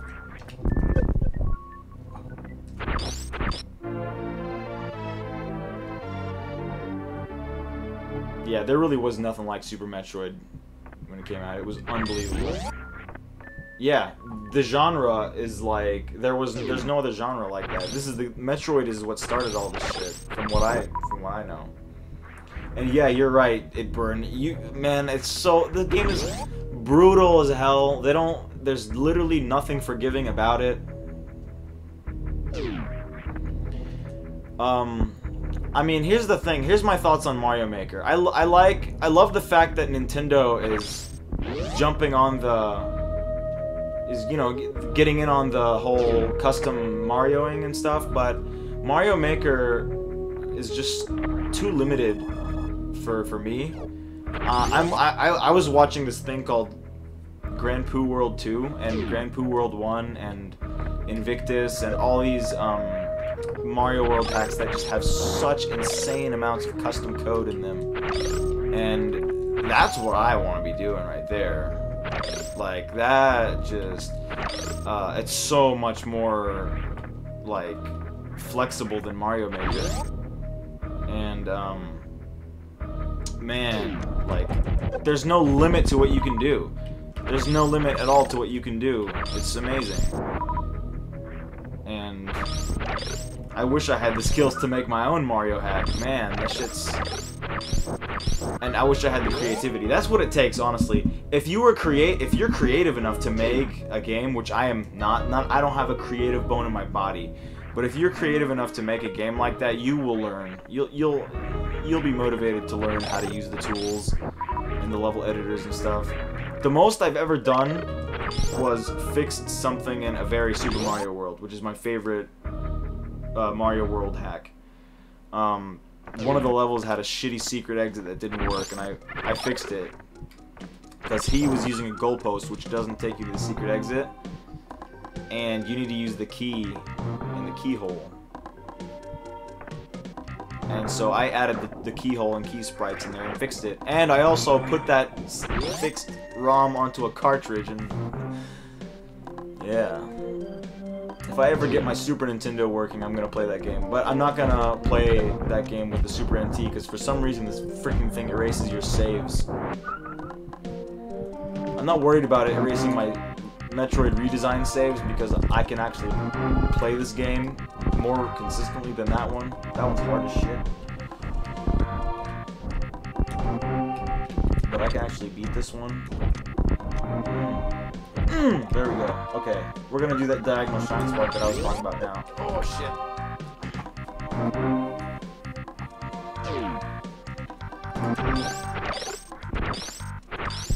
Yeah, same with me, Adam. Believe it or not, I took algebra and failed it 3 times in a row in high school. Math is my worst subject. I just can't do it.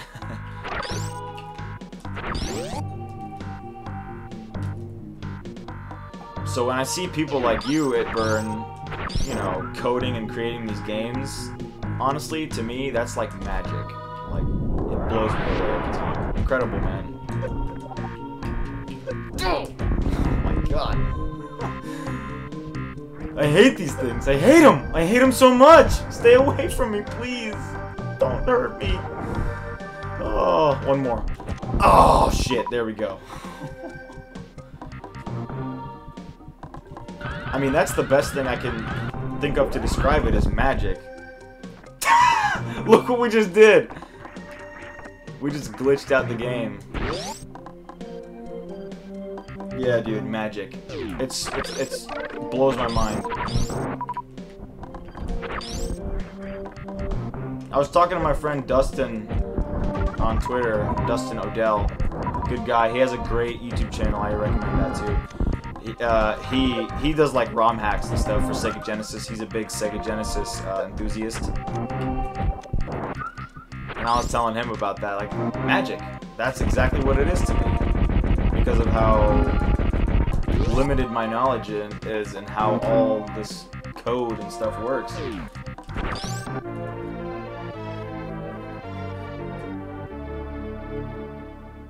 Oh, dude, absolutely. I'm definitely gonna stream Nightmare Reaper when Burn releases it. You have my word, man. We'll all just get together and that'll be awesome. Oh, God.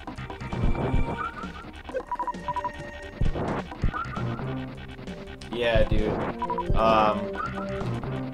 Super Mario World has such a good level editor. Oh my gosh, it's so user-friendly. I love it so much. It's called Lunar Magic.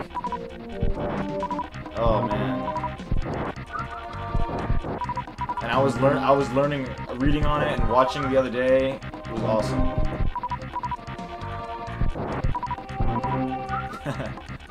Well, I mean, regardless, I'm glad you stopped by it, Burn. Yeah, it's what I used to fix that game that I was just talking about with the secret exit. I had to open up Lunar Magic and do that.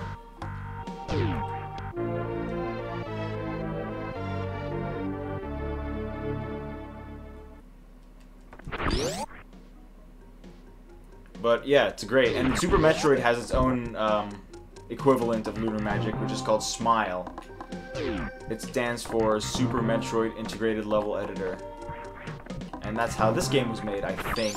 I think. I'm not sure. This game is old. This is like one of the first Super Metroid ROM hacks ever. Back from like 2006.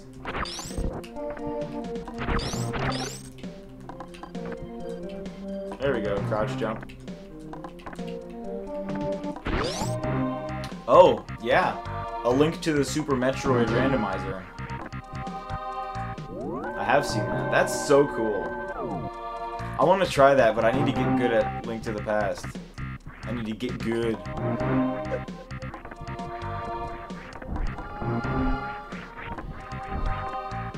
Honestly, Link to the Past is growing on me a little more. I used to, like, say that it wasn't as impressive as people say, but dude, I do like it. I do like Link to the Past. That game is amazing. But, I need to get better at it, because I'm really not that good at it. But, Super Metroid, like the original Super Metroid, oh my god. The original Super Metroid is like nothing for me anymore. I can beat that game in my sleep. I've beaten it like 6,000 times. Same goes for Super Mario World, the original Super Mario World. Like, those games, man, I've played them so much. Best time on OG Super Metroid, that's hard. Usually when I play Super Metroid, I like to grab as many things as I can. I've never actually, like, tried to do a, you know, beat the game as fast as possible. Like, speedrun it. But, I can do, like, all kinds of tricks in that game. Like, I can do, like, you know, and I can do it without dying, and I can, like, but my best time, I would say, is, like, under 2 hours.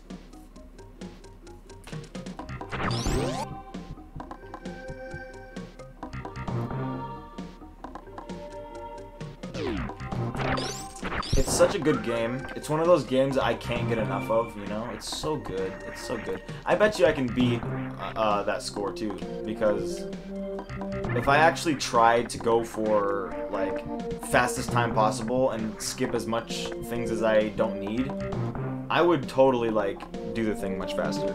And easily without dying. Yeah, dude, I never die in Super Metroid, the original. Like,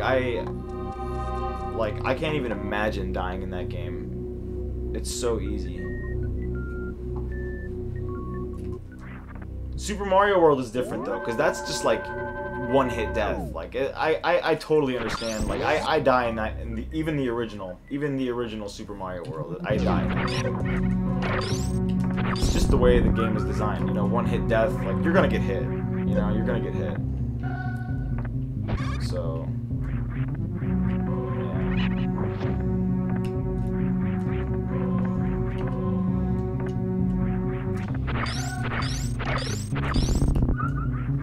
So this is criteria. This is like the beginning part of the game. When you drop on your ship and you come here, this is the thing about the beginning of Super Metroid Redesign that I love. The beginning of the game is just nothing but struggle. Like, it's just a struggle to survive, you know? Struggle to stay alive. Because everything is so big and it takes so many hits to bring down from your default beam. Like, if I switch to the default beam, you'll see how many hits it takes to bring them down. It's crazy. Oh yeah, dude, Dram55 did that. He did the no-death run of Kaizo Mario World. Dram55 did the Kaizo Mario World live at AGDQ 2015, and that was the first time I ever saw someone playing that game without save states. For the longest time, Kaizo Mario World was the only Mario ROM hack I knew, and that was the most famous one to me. When I first saw it, it was way back in 2007, like around the time this game came out. This game was basically like that, you know, it was like you had Kaizo Mario World for Mario, and you had Super Metroid Redesign for Super Metroid. And those were the two big ROM hacks. And in case you didn't notice, the sky became like, or not the sky, but the palette became like bluish now. So this game has like it like goes darker and darker the more you return back to this place. It's really cool.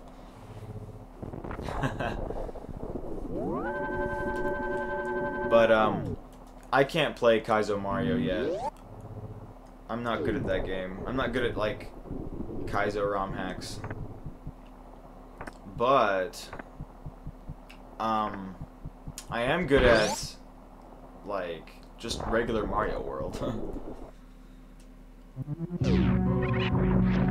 Ooh, here we go. Alright guys. This is a big part of Super Metroid Redesign that I'm about to explain. See that thing right there? It's like a Chozo statue, but it's standing up, and he's holding a power bomb. He's kind of like disguised as a regular Chozo statue, but watch what happens.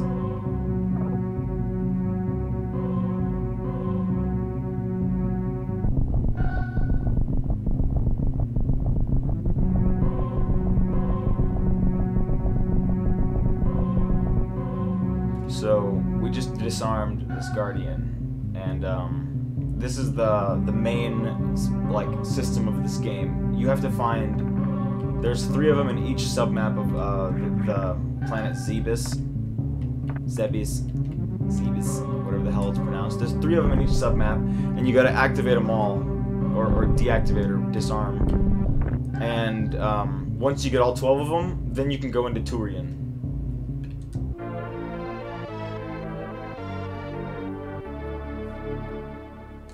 Oh yeah, you mean like the speedrunners of this game who don't play other games? Well, I'm good at this game, but I'm not as good at many other games. I talk a lot about how much I love Doom. I'm really not good at Doom. I'm really not. If you go and watch my live streams of Doom, yeah, I'm really not that good at the game. But it's one of my favorite games ever. This part sucks.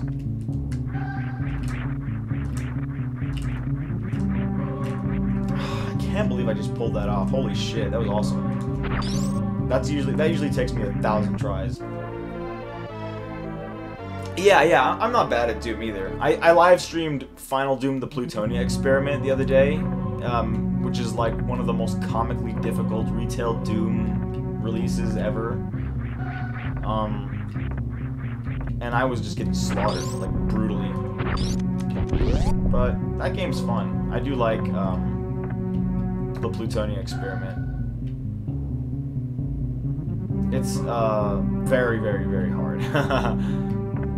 It's just like walls of revenants and chain gunners and archviles. It's ridiculous. I was gonna go back and see if I could open up that thing. Oh wait, no, I gotta get the Spazer Beam. Yeah, man, the Spazer Beam is so good in this game. This thing is like, they really, really like overpowered it. Oh, dude, Plutonia is so unfair. Yeah, no doubt about it. That game is brutal. I like. Oh my god, I skipped the wave beam. Oh my god, I'm so stupid. I'm so stupid. Yeah, very stupid. But yeah, dude, Plutonia is just crazy. I have to go back and grab the wave beam.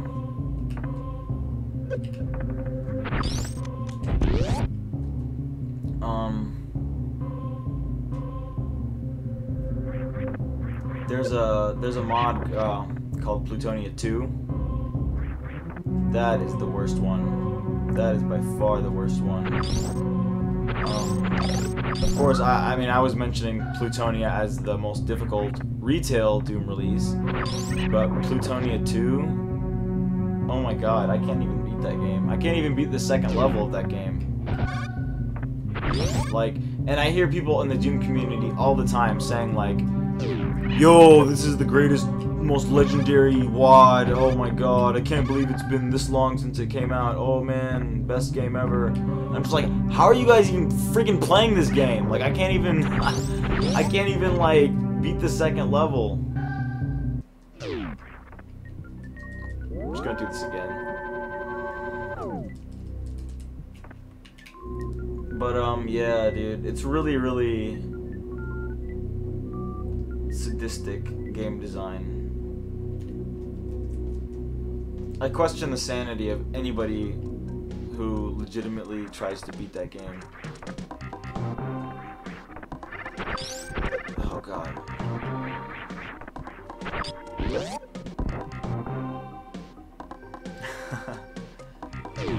Yeah, I totally agree. It is bullshit that saves don't refill your health. I hate it so much.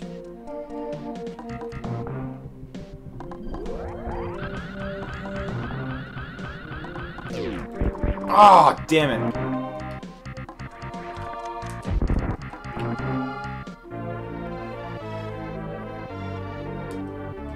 In AM2R, if you've ever played AM2R, that's the fan-made hack, or not a hack. It's actually like a PC game that was made from the ground up. Remake of Metroid 2. In that game, the saves refill your health. There we go. AM2R, wow. What a game. That was such a good game. I loved that game. These purple doors can eat shit. But yeah, dude, man, AM2R was really something else.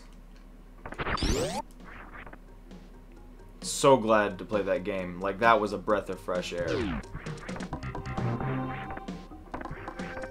Yep, I do too, man. I consider it the best fan-made project ever made. I also really like Black Mesa. That's really good.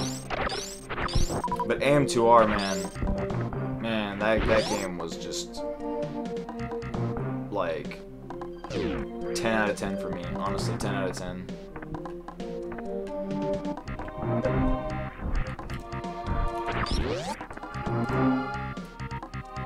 Okay.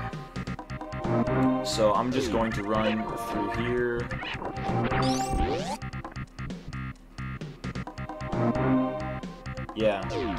Yeah. That was 100% a labor of love. Those people who worked on that game are true Metroid fans. They know exactly what makes a good Metroid game. And they really, really delivered, man. That game was so good.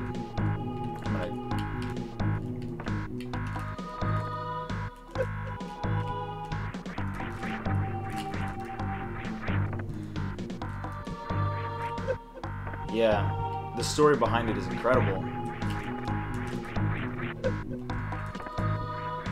It's just like a really, really amazing story. And man, the development of that game, there was like, took like how long? Like 10 years? 10 years or something. I don't know. It was just like...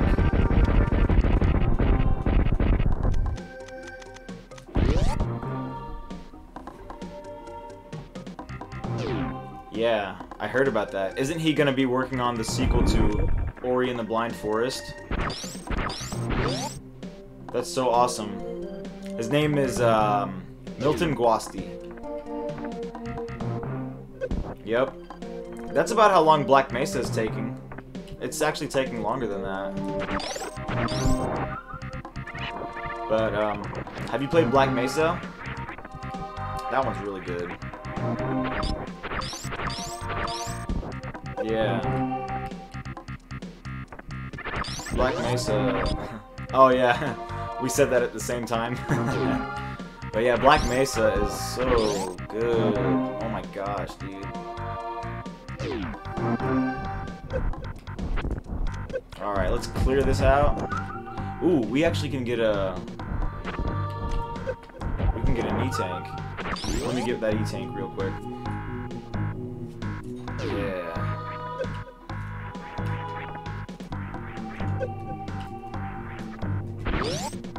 Wow, that platform is just barely high enough.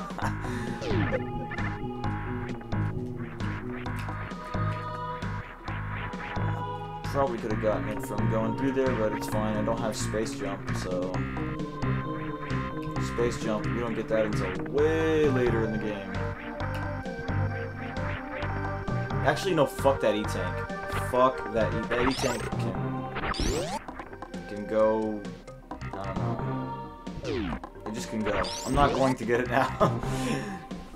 I'm just gonna get out of here. I'm just gonna get out of here as fast as I can. I need to get that wave beam. Let's go.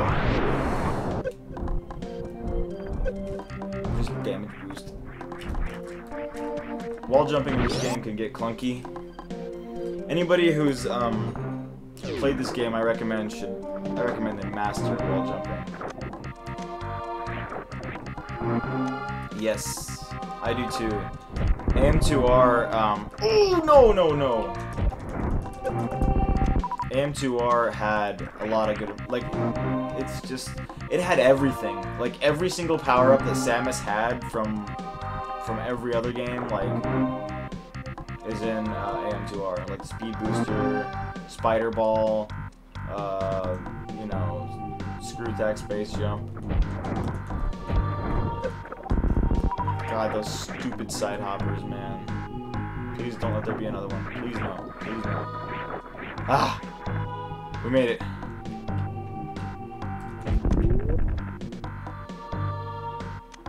Yeah, this game, the wall jump is very clunky.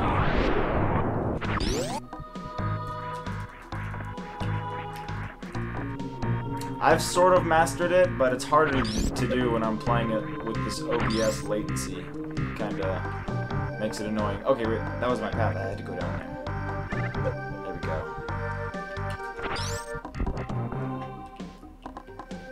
Yeah, this game, I was reading the reviews of this game before, and I don't know if you've heard about the escape sequence of this game. Wow. That escape sequence. Something to behold, man. Oh my god.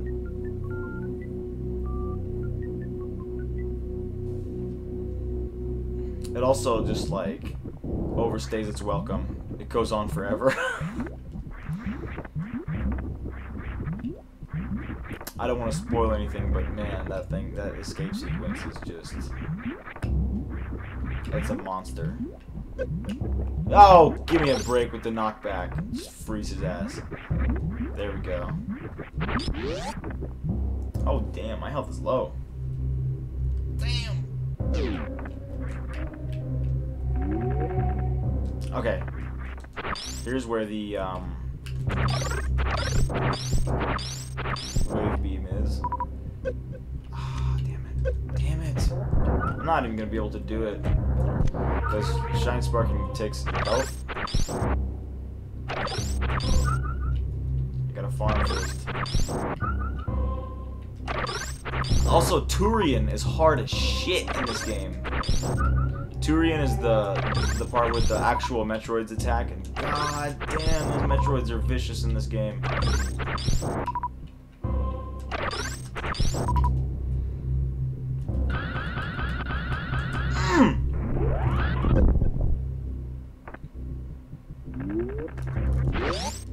There we go. This save room looks oddly a lot like the room from the original game, from Super Metroid. Thanks. Got the wave beam now. That was one hell of a detour, but we got it. There's something about this game, though. I always enjoy just running around in this game. Just moving around in this game is really fun. You can't go wrong with just, you know, Shine Sparking and,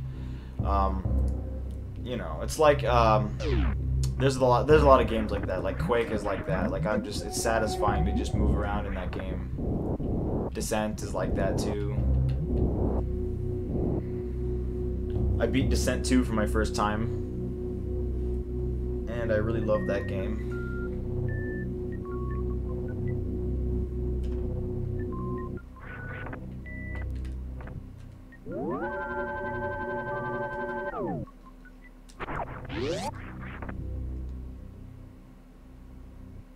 Okay.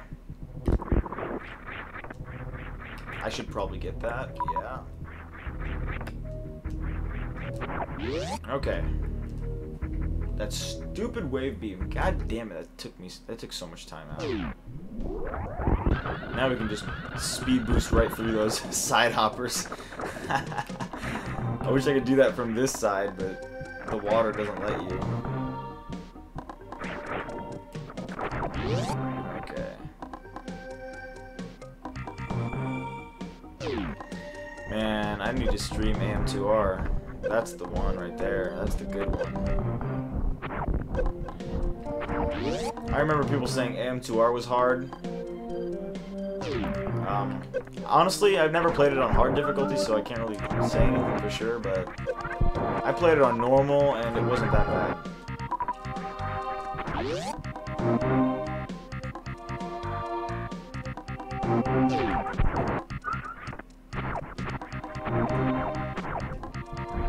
So true.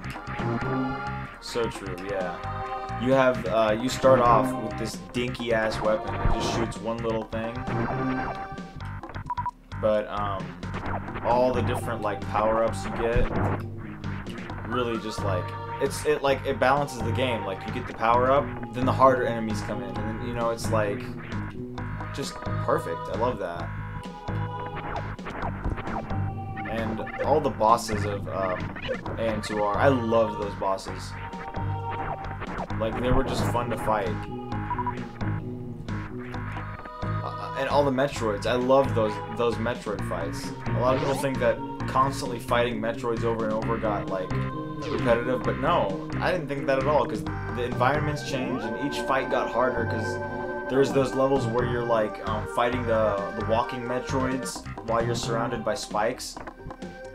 And then there's that, do you remember that part with the tower?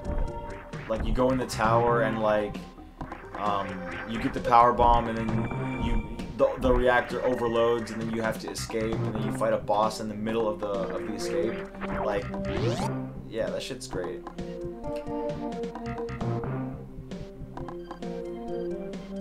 It's a really good game. I remember everything about that game. Like, that game is memorable to me, you know?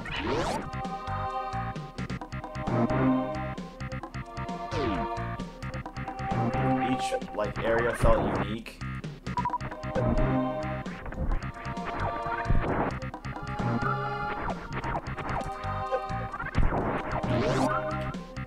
Oh shit. There we go. Yeah, yeah, the one thing I noticed felt a lot like Zero Mission was the movement. Like, you know how in the original Super Metroid, Samus is very floaty? Like, the gravity's, like, low. In Fusion, it's like, or sorry, Zero Mission, it's like much different. It's like Samus falls faster. And that's how it is in AM2R.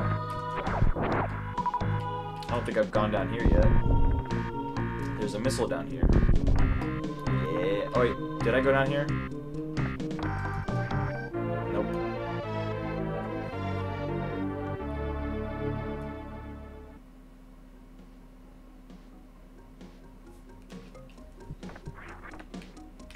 So my first Metroid game was Fusion, and I played that in 2002. My favorite, I loved the, I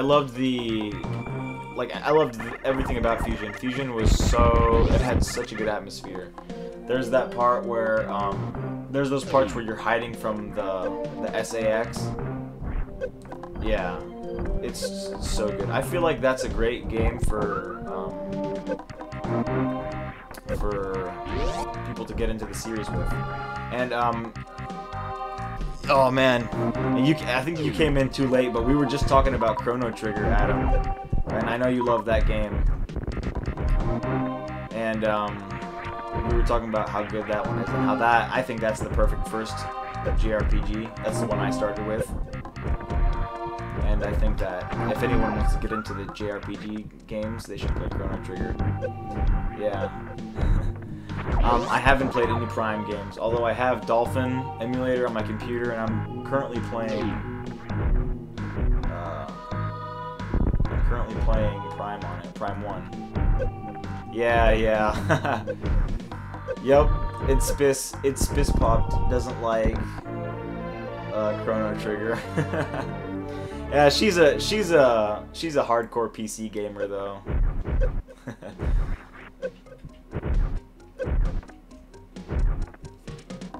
She's PC through and through.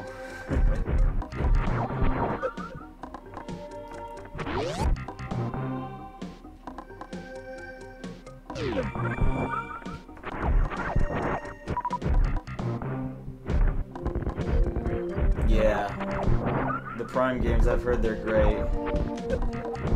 I'm loving Prime 1 so far. They did a fantastic job of porting it to 3D. I was doing the whole morph ball thing and rolling around, and I was like, wow, this is like really good. Like this, like it's one of those things that you would not expect to work at all, but it really works really well, and I have been really enjoying it. I can't wait to play more of it. But 2D Metroid is like my bread and butter.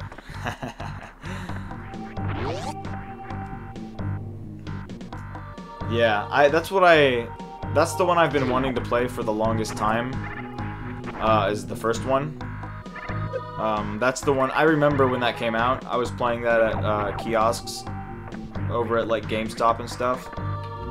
And I remember thinking these graphics are so goddamn beautiful. And I just loved it was just like the way the lights and everything looked was really satisfying to me, and like everything from like the lights are in the level to the lights of like the guns, bullets, and everything was just like, wow, this game looks nice. And to this day, it holds up. I think it's a really nice looking game. That whole generation, the 6th generation, those games, I think they aged a lot better than the generation before them did. The PS2, I had the PS2, so I didn't experience anything else. I didn't experience any Xbox or GameCube exclusives. I just had the PS2, and I played all the games on that system. And the PS2 was one of my biggest, like one of my favorite systems to this day. Like, I played the shit out of that. Oh, wow, that's awesome. Yeah, dude, Prime... I'll have to play through it too. I need to see how I like it. I am a big FPS fan, so, and I'm a big Metroid fan, so it should be like right down my alley.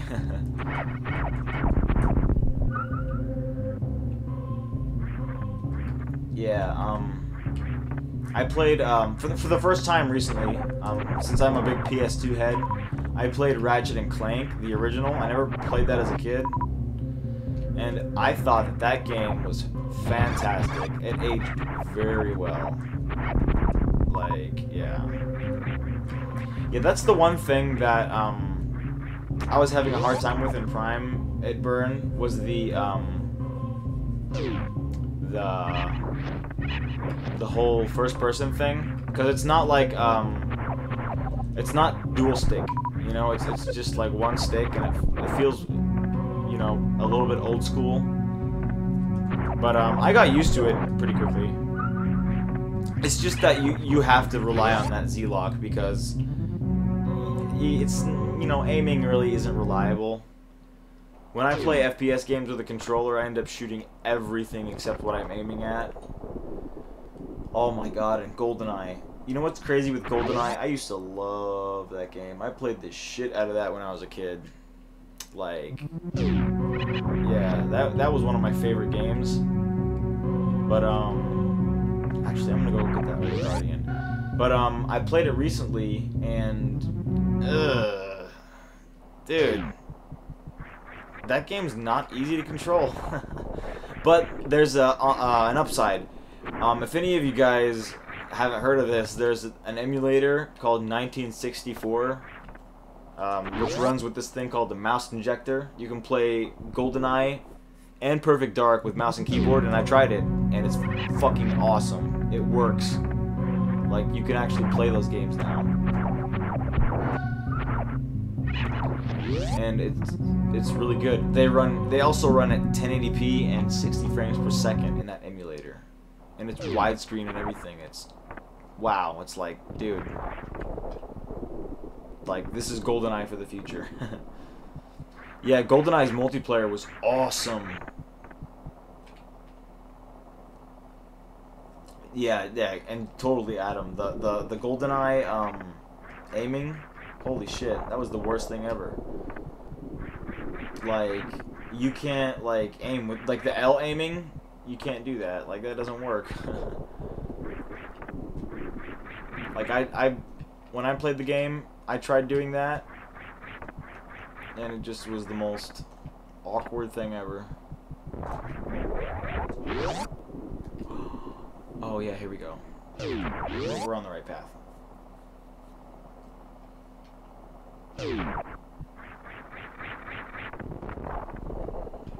Oh wow. Yeah, I use Project 64 for like Super Mario 64 and stuff, and my love of ROM hacks doesn't stop at Super Nintendo stuff. I'm a huge fan of Super Mario 64 ROM hacks because there's a lot of like really good ones. My favorite one is called Super Mario Star Road, and I'm gonna stream that probably after this. Shit. I use Project 64 for that. But for the GoldenEye and Perfect Dark, I use 1964 with the mouse injector, and it's so good. Oh man. It's like, why couldn't I have had this when I was a kid?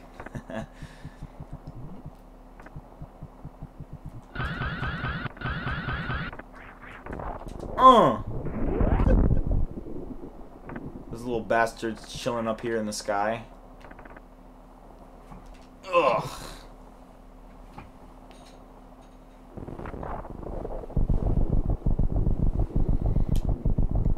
Man, I was just thinking about this one N64 game I used to play called Knockout Kings.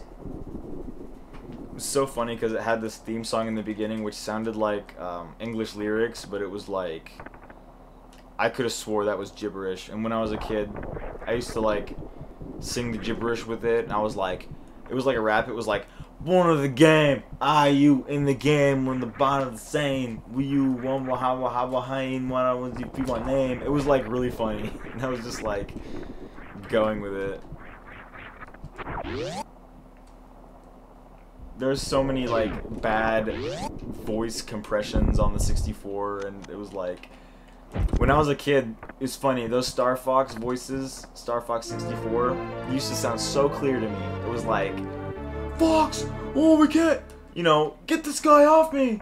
And then I was like, I couldn't even hear, like, I played it recently and I couldn't even understand what they were saying. It was like,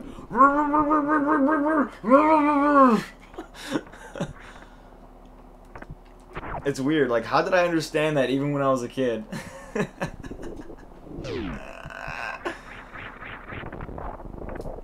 Oh yeah, dude, modern rap music, that's how it is. It's just mumbling. You just put a beat in the background, mumble into the mic, and it's good. The days of geniuses like Tupac and, you know, Eminem, those days are long gone.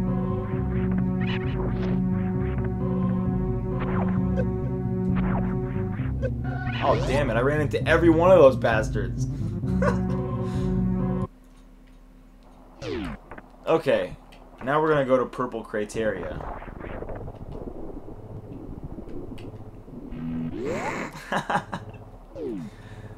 I should put a beat over that and just loop it.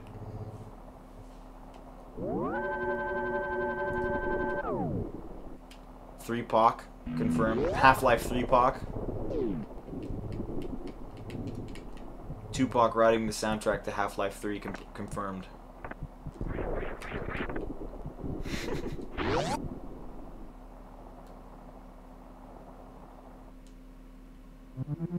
Alright.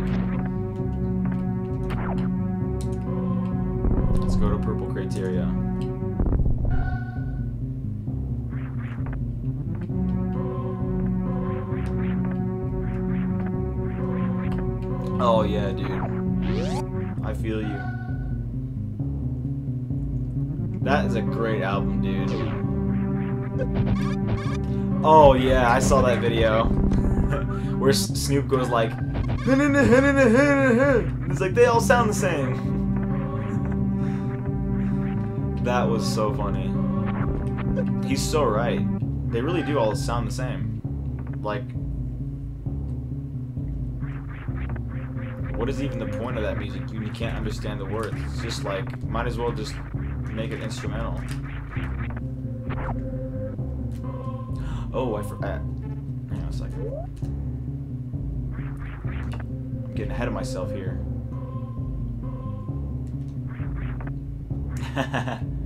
Hey, I like metal too. Metal's awesome.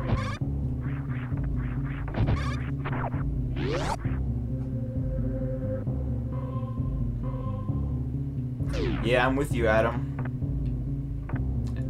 I like everything, really.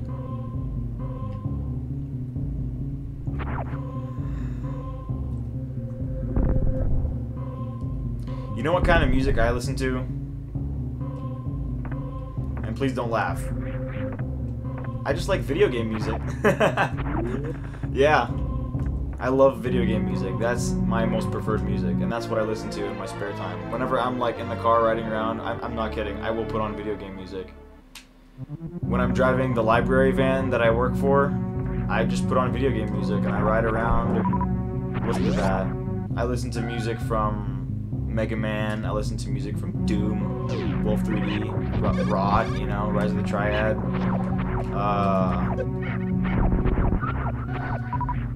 I listen to remixes of like NES soundtracks and Super Nintendo and Sega Genesis. I don't know.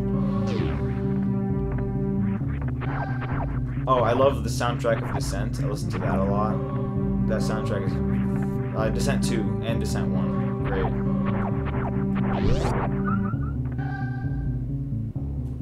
You know what? I've noticed Mega Man music is metal as fuck. If there's this band called the Bit Brigade. I'm sure you guys know of them. They're pretty famous. They did this remix of Mega Man music, and god damn, is it banging. That shit is good. I highly recommend it if you haven't heard it. They did the Mega Man 2 soundtrack, and it just, oh my god, dude. Kicks ass. Kicks like so much ass.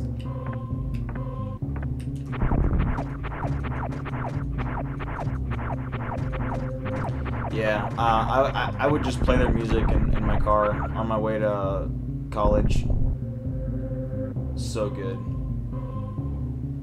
Vomitron. I'll have to listen to that, his Mega Man 2 album. I haven't heard of it. I recommend, do you guys know the game VVV? 6 Vs? That game has such a fucking good soundtrack.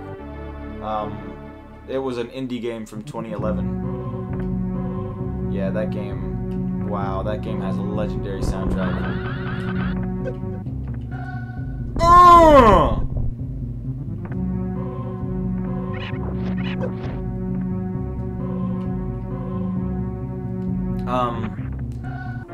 I highly recommend just typing in VVV soundtrack and just listen to the songs. They're so good. VVV is a Commodore 64 inspired indie game, which has these very basic graphics, but the music is, wow, the music is beautiful. So beautiful. It's straight up like chiptune Commodore. It's a little like it's I would explain it as a mixture of NES and Commodore 64, but god damn, dude, that's one of my favorite soundtracks, and I don't even play that game that much. But that soundtrack is just one of the best. Okay, so look at the spazer. Look how much they upped the fire rate on this thing. They really overpowered Spazer in this game. Spazer's OP as fuck.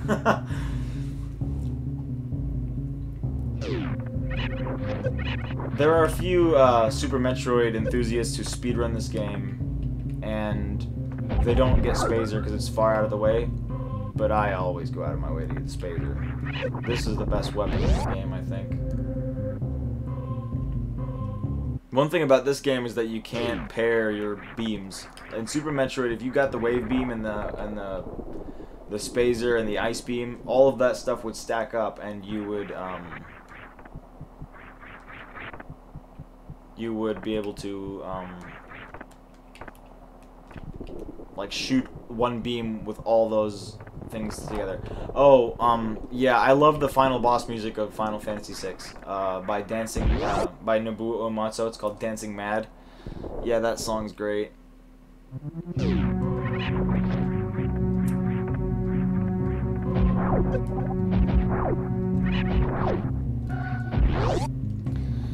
One thing that I find sad is that a lot of people, whenever people think of chiptunes, they associate it with like NES and, you know, 8-bit, like you know, really like that kind of stuff, like NES, Commodore. That's what they associate chiptunes with. When I think of chiptunes, I think of ad-lib. That's what I think of. And ad-lib is like ad-lib music is some of the first music I ever heard in my life. And everyone who makes these indie games with chiptunes like Shovel Knight and VVVVVV and all that shit, they all use that NES sounding or that Commodore sounding chiptunes, but I've never ever seen like a retro inspired, like a DOS inspired retro indie game that uses the ad-lib as a chiptune. Like, that is chiptune, you know, but nobody ever uses it. And Squeeba pointed that out to me when I was streaming Doom 2 like a long time ago. Exactly, yeah. Like, I always thought chiptune was any, you know, any music that's generated by a synthesizer, you know? Like, the YM3812 or the YM2612.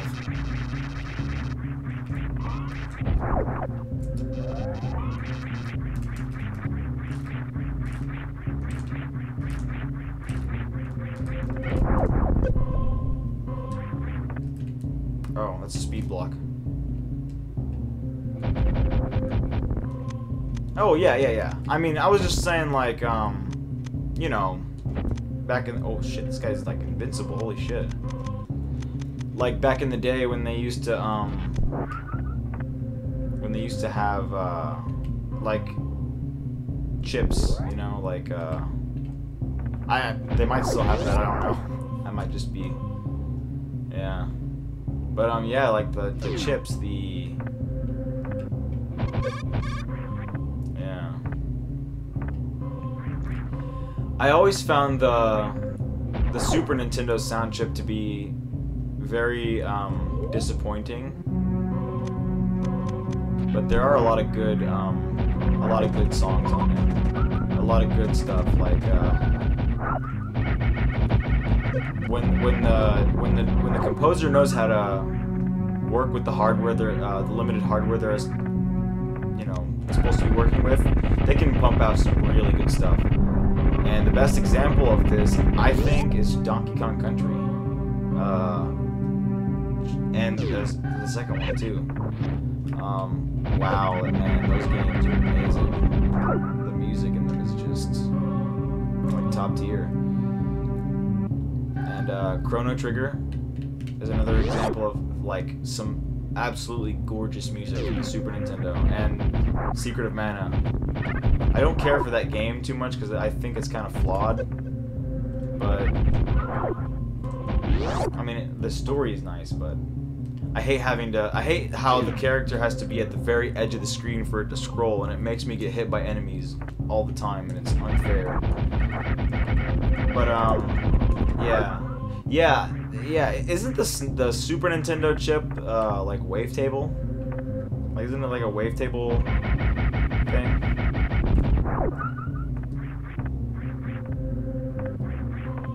From Sony. I know it's from Sony.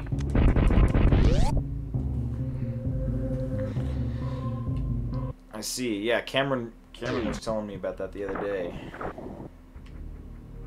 Whoa, whoa, whoa.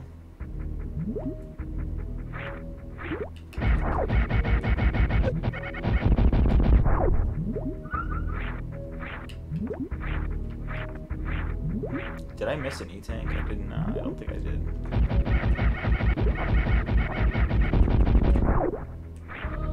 Oh, shit. Here we go. Let's start here.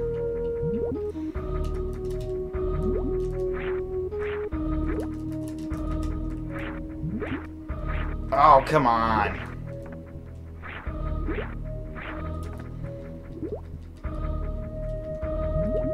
we go.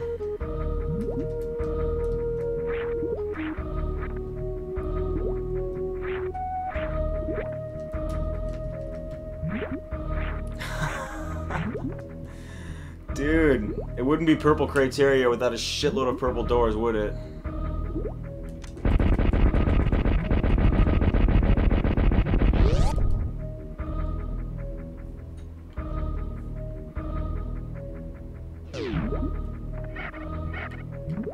Oh god, that sound. Oh no. Oh no. Don't even... God damn. All hell is waiting for me down there. Here goes nothing. Oh god. Fuck. Should I even try this? You know what? I know a skip. I know a skip. Fuck it. You know what? I'll just do it. We're gonna do it, guys. I'll show it to you guys. Why would I rob you of the opportunity to see this beautiful moment in this game? Right? Alright. No, I'm down. I'm totally down. Yeah. I'm committed. We're going through it. We're going through the fucking... the water area. Nobody wants a water level.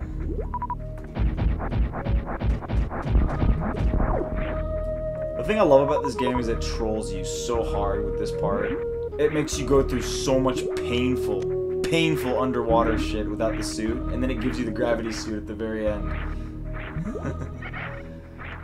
So, these guys are the worst. Oh my god, they take away 50 each hit.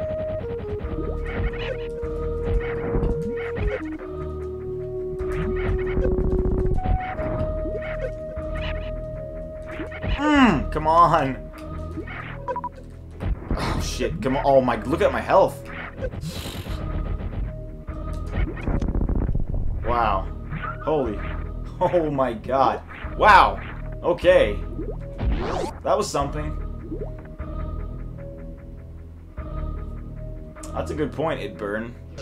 You know, I've never played Mario Sunshine, and I'm glad I didn't. That game looks like it. Oh god! I just jumped right into that thing. Oh! Oh, dude, no.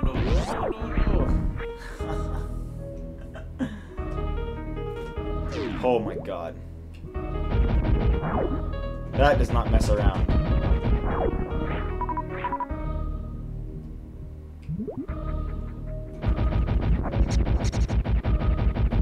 Oh my god.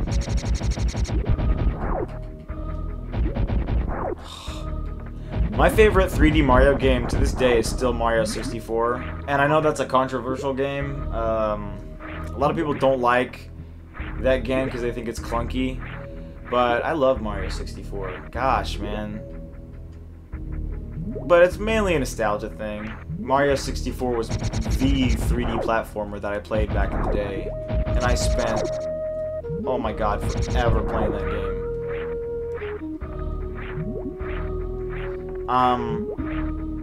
That might be my favorite N64 game.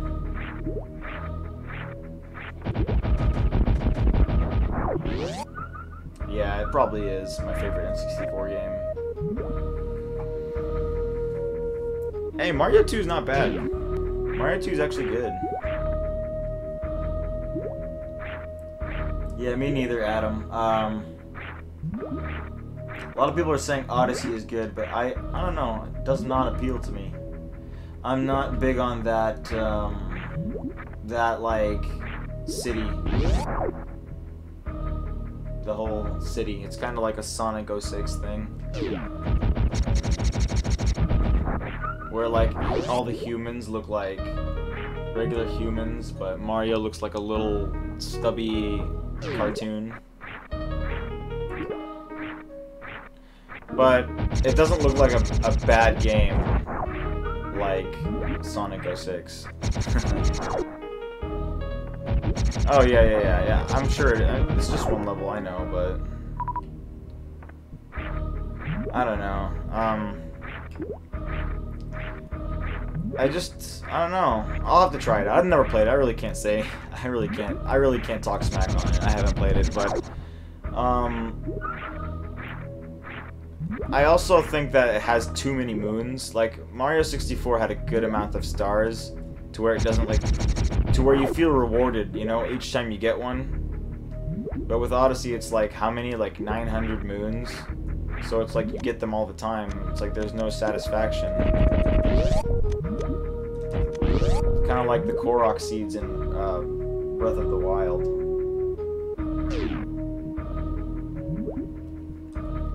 Yeah, I'll have to try it out. I mean, yeah. I mean, yeah, that's what I think. It's in the multiple hundreds. I think it's 900. I'm not sure if it's that much, but I'm sure it is.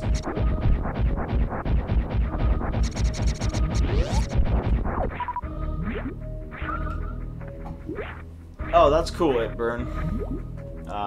The SNES, well, that's a long time ago. The SNES, believe it or not, was my first console. I think I told you about this earlier in the stream, but yeah, that was my first console. I played a lot of consoles. So I had the SNES, I had the N64, I had the PlayStation 2. PlayStation 2 is probably the system I have the most games for, and the system I had for the longest period of time. And, oh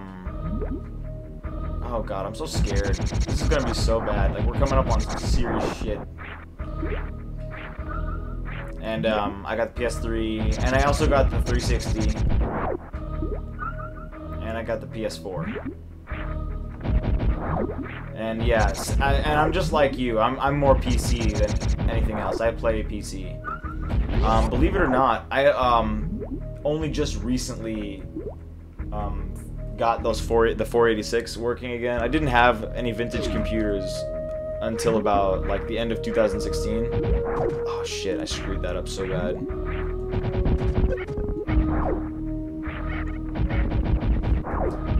Oh god, yeah. You just got the PS3, Adam?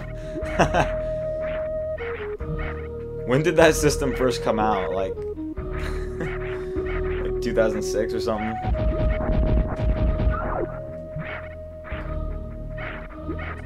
The PS3 got a lot of hate when it came out, but I still use mine a lot. There's a lot of good reasons to have the PS3. There's a lot of good exclusives. There's like Metal Gear Solid 4, which was the reason I got my PS3. Oh no! Oh god, sorry. Oh fuck. Oh shit. Yeah, I'm not surviving this. I'm probably not. Oh. Ooh.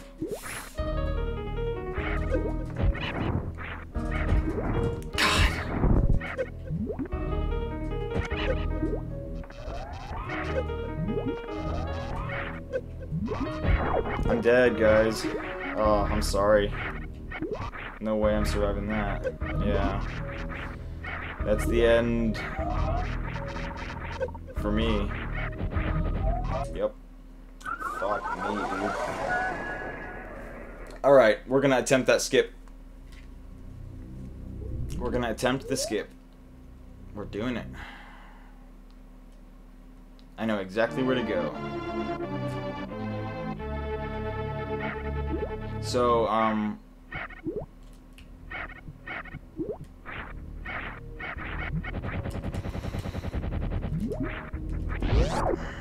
So, actually, nah. I can't do the skip. I just now thought about it. It requires some speedrun trick bullshit. I can't do it. You have to get yourself wedged into one of those green bars. It's not worth trying. I'm not gonna get it even if I do try it. It's best to just push on through here. We're on our way to Fantoon right now. That's what we're, yeah. That's where we're heading. You know what? A lot of people don't like suitless underwater. I kind of like it. There's like a weird... You get into a weird trance, you know? When you're down here, you're just moving like that. You have a lot of time to think about your movement because you're moving so slow. What I need to do is, oh! Conserve my thing.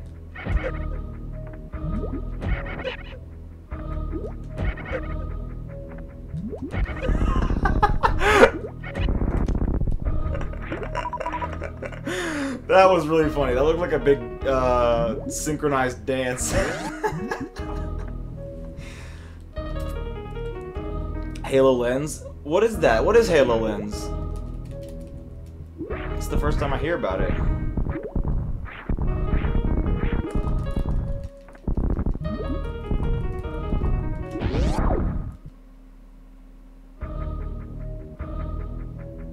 Whoa.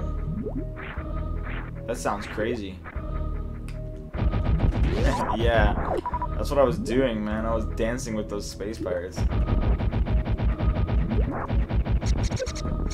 Shit, fucking those fish. Oh god, those fish hurt so bad. All the enemies in this area just like hit like tanks, man. Oh god, get me out of here.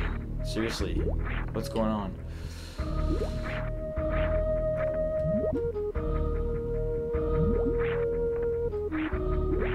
Oh, of course, I land right on the goddamn. Of course.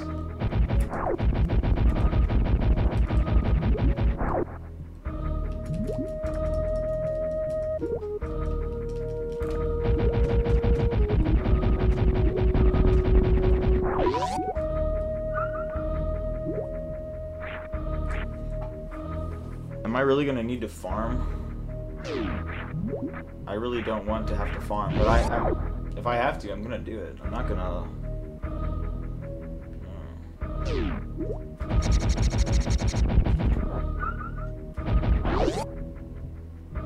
Yeah, I've seen videos of VR stuff, and I like it a lot, but I don't think it's going to replace like actual, you know, gaming on like regular screens, but I would love to try it out. I think that it would be really fun.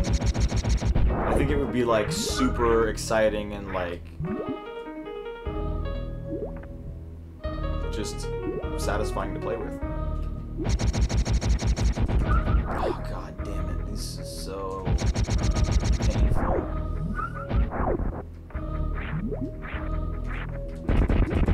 There we go. I need to just get health, man.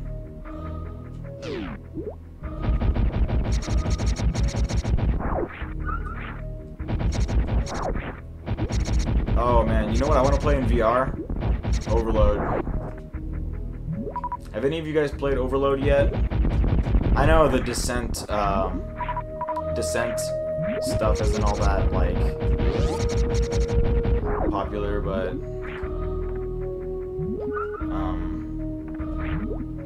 I think Overload would make a great VR game.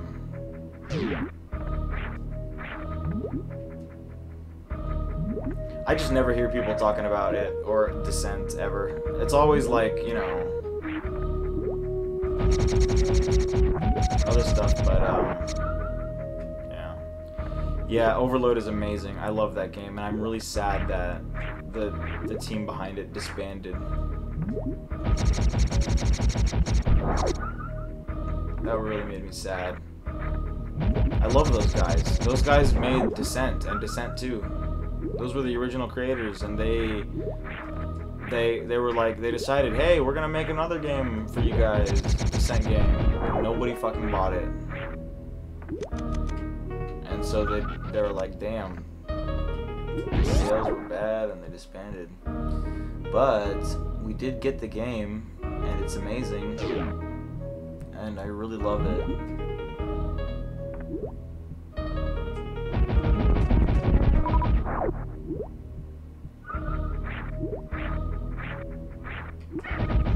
I also really loved Descent 2. I'm going back to playing the original Descent, which I've also never played before, but man, Descent 2 is way better. Here we go. I'm scared. I'm gonna get through it this time.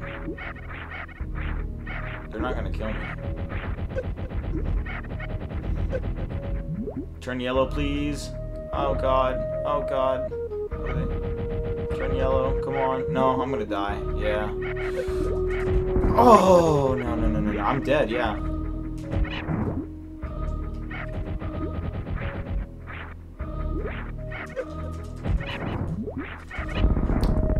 Okay.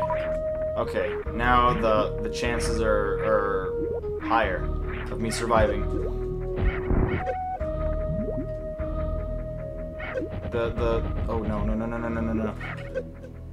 Oh come on! I'm gonna die. I'm gonna die. Yeah.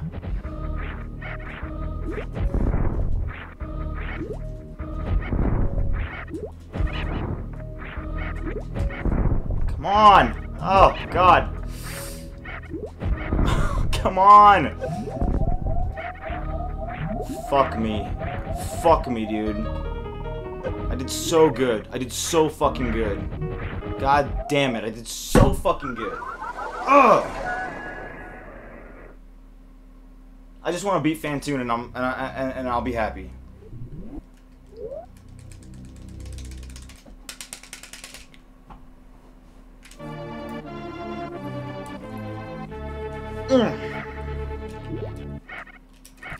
My D-pad finger's starting to hurt like a motherfucker.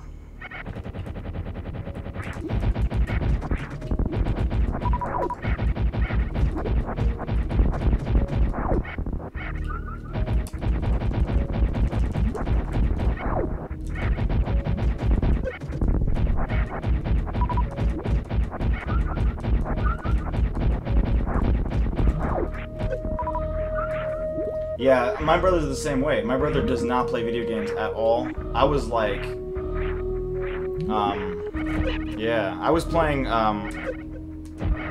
hey, here we go with the dance. Why won't those other guys dance with me? Why do only these guys do it and the other ones don't? Oh, shit. Yeah, man, it is frustrating. It's fucked. It's horrible. I'm just gonna have to do some slow-ass farming, you know? It's the only way I can imagine getting through it. But, yeah. Oh, man.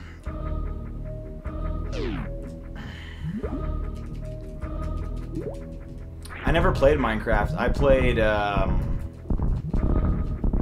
I'm just so retro when it comes to games. I rarely play anything new.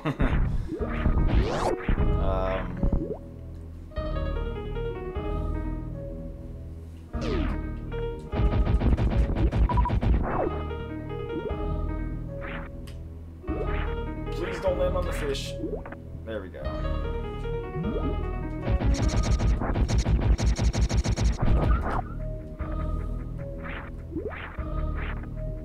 Oh god, Minecraft is retro now. I still feel like Minecraft came out not even that long ago. Hell, Skyrim's about to be retro, probably.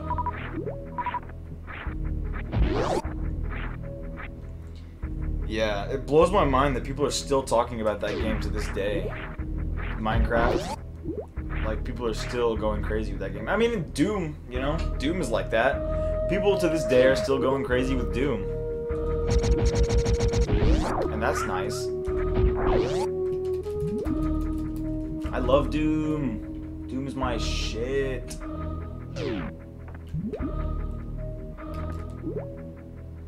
So the key to this game, in case you haven't noticed, is patience. You just gotta be patient and you gotta be persistent. I'm clearly handicapping myself by playing with fuck! That took a lot of health away. By playing just by watching through the OBS, which is not ideal. So I'm gonna do some slow ass farming. I'm just gonna, you know, I'm just gonna clear this room out. Oh shit, what am I doing? There we go. Aim up.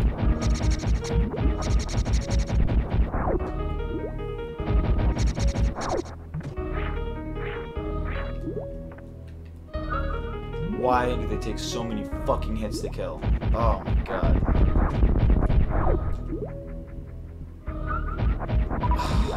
This is so slow.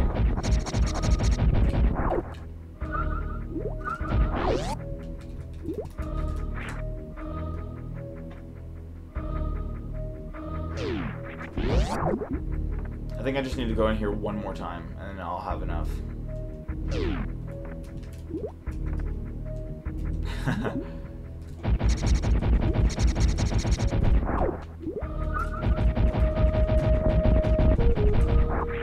Oh, really? That's all they give me? That's such trolly. This game is so trolly.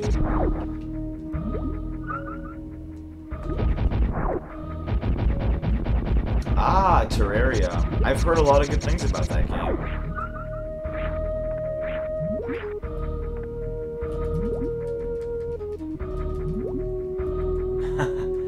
Wow, dude, 600 hours? That's crazy. That's a lot. I don't think I've ever spent 600 hours on anything. I think the most amount of hours I've spent on any game is probably, I don't know. If you count, like, my whole life, it's probably Wolfenstein 3D. Because I've played that one probably the longest. But I spent a lot of hours on Skyrim, too. I mean, that's one of those games that, you know, you can play that game forever, and like so much time will go by and you won't even notice it. You know what I mean?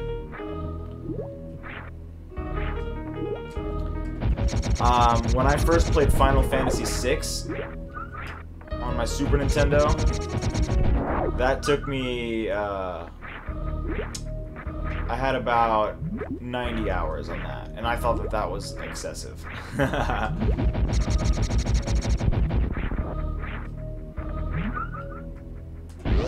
I'm good this time. I'm gonna get it. Watch me fail. Alright, I'm gonna focus, like, seriously, I need to... Honestly, though, there's no focusing here. It's all luck when it comes to this shit. Should I even try? Or should I go back and get more health? I'm gonna go back and get... Just maybe see if I can get my health bar up and maybe that'll work. Oh, Google, what the hell? Google can fuck right off. Maybe I need to go through here.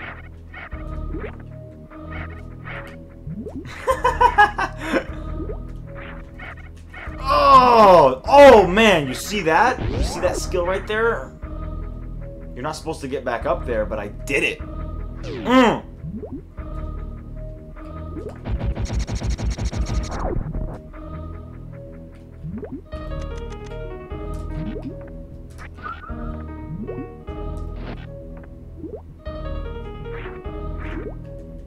Oh! Alright. Now let's go destroy those organic, whatever they're called. Things. These things. Alright. Damn it! That didn't help. Okay. We're full health. Oh, look at that. He threw it right in my... Oh, okay. Alright. At least those things don't take, like, 50 health like their freaking body slams do.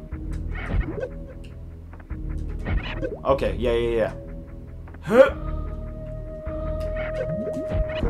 Yes!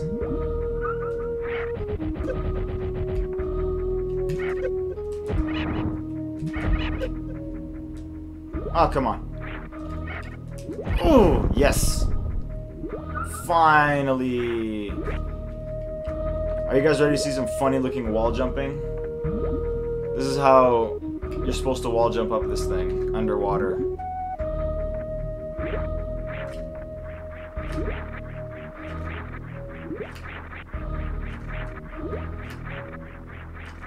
Does it really get invisible? Damn, you know what that means when the sprite gets invisible? I don't see it get invisible. Like it actually flickers to me. But that's... Oh, no! No! I have to go through that room again, but, I mean... I don't have to kill those space pirates anymore, but I have to go through the room again. Fuck. The space pirates, you just gotta kill them once, and then the door will be open from then on. Yeah, here's how that works. Apparently it's only giving you 30 FPS. I'm capturing at 60, but I don't know why. The 30 FPS, so when Samus takes damage, it flickers one frame on and off, and the 30 FPS is giving you the invisible frame only.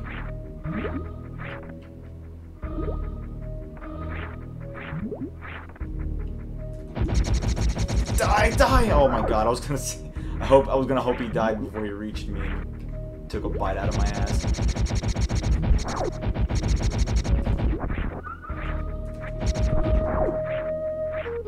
Making progress. We're not gonna fight those pirates, we're just gonna jump right past them. Ho, I dropped all the way to the bottom. Oh shit. Oh no. Oh my god. Okay, we're dropping even further. I'm just a pinball rolling around a freaking thing I can't even control. And the biggest middle finger of this whole thing is that they give you the gravity suit after all this. Come on. Boy, that kickoff is really freaking far. Ugh. Jesus. It's like trying to move around in quicksand. Not gonna get me this time.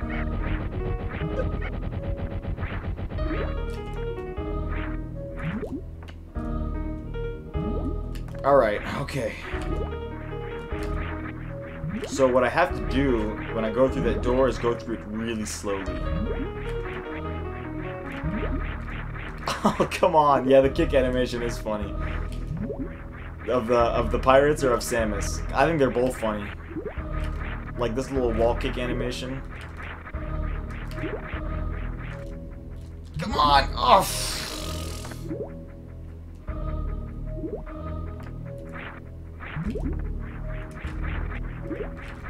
Bullshit, dude. Give me a... Oh.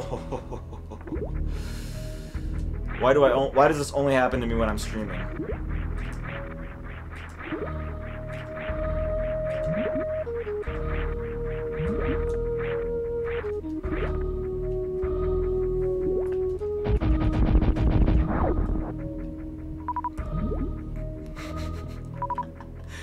Okay. Alright. Slowly. There. There we go. Now, we have to grab onto this wall. We have to. I'm not going through that again.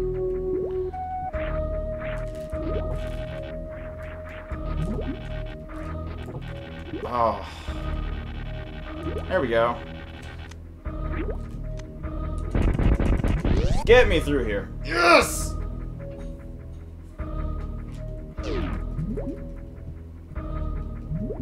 I'm down an energy tank. I usually have more than this by here. I don't know where I missed one, but I can't go back now. Alright. Phantoon is just up ahead. We're probably gonna die, though. Because I don't have that energy tank. Here we go. Just like that. Just on there. Okay. Now we're in the Lost Caverns, which is exactly what you would expect it to be like if you've ever played Zelda. Get me the fuck up here. Come on. Okay, okay, there we go. Smashing my head into the freaking thing.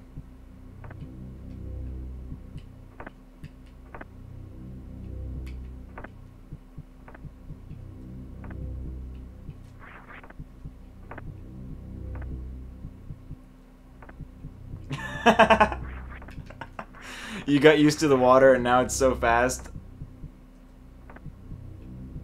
Oh shit. I'm supposed to go up, not down. Ah, man, I screwed the loop up. Now I gotta, okay, here we go. Left. Down. Right. Right. Down.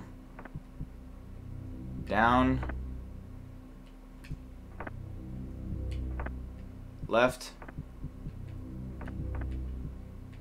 Up. Right. Okay, we're good. Here's Phantoon. There's these pillars out there that tell you, like they indicate where to go. But I can guarantee you that this fight is going to kill me. I'm going to die. I can guarantee it.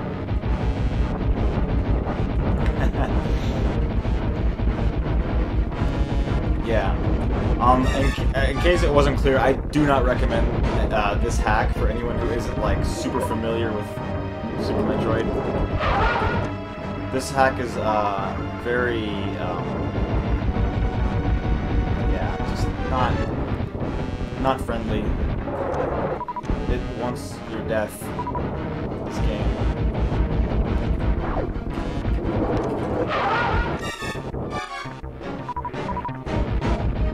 Yeah, the boss room is tiny.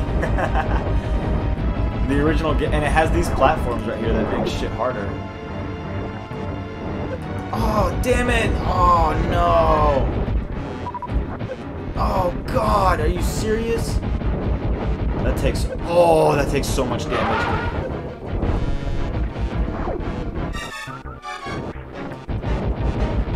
Brutal. Just freaking brutal. I guarantee you I'm not gonna beat this, but if I do, it's gonna be from like the last drop of my health.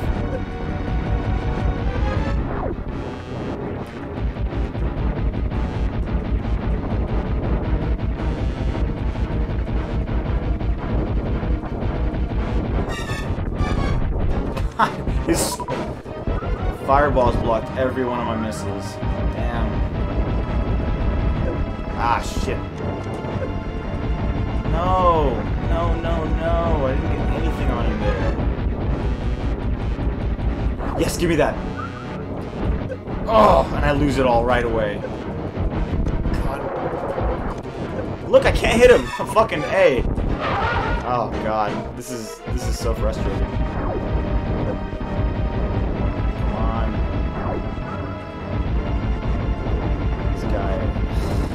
Not even turning red. Oh no, don't run into those. Oh god, no, don't do that. Oh, fuck. God, this is not going well. I can't believe this. Well, the fucking thing that sucks is it just drops those things right on top of you. Oh god, he's getting red. I might do this, man. I don't know. Ooh!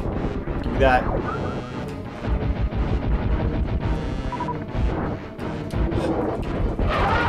So close, dude. So close. Come on. I've got a fucking... What do you call it? Okay, if I hit him with a super, he's dead. If I hit him with a super, he's dead. For sure. I don't like hitting him with a super when he's not dying, because then he'll just kill you. But if... Oh, God. Got him. Oh, my God, dude. Oh, my God. I'm just glad I did it. Oh, God. Next stream I do, I'm going to search for that missing energy tank. Because, yeah. I really need that. Oh, thank you, Adam. Oh, thanks, Itburn. Don't forget to change your pants, man. I'm not gonna forget to change mine. I just shit myself. No, I'm kidding. But, oh, no, no, no, no, no. No, no, no. No, if this happens. Oh my God. Oh, God.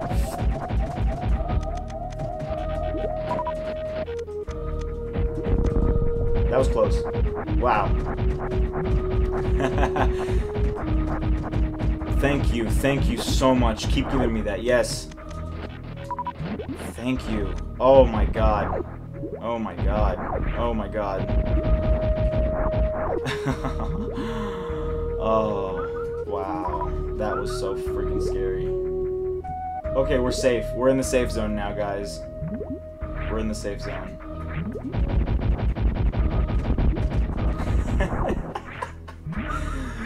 Oh God, I love this game.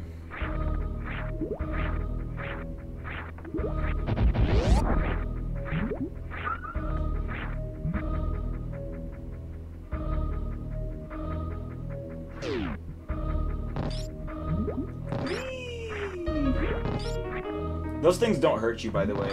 A lot of people think that they do, but they just grab you. Like, check this out. Come on, dude.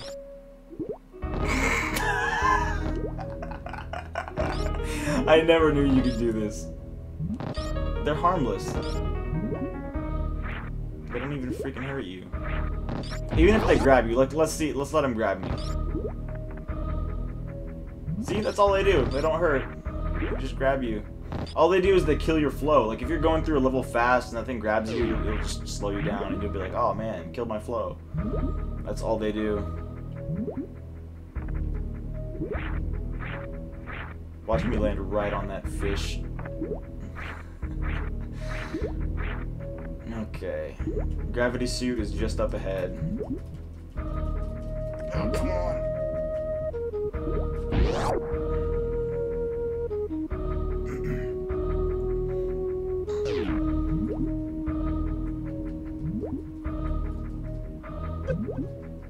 Oh, shit. Exactly, yeah. It's like when you're driving down the street and then the stoplight turns red at the last second. It just kills your flow. Those bastards. Ugh. No, the slope isn't high enough. There he goes from here. Alright.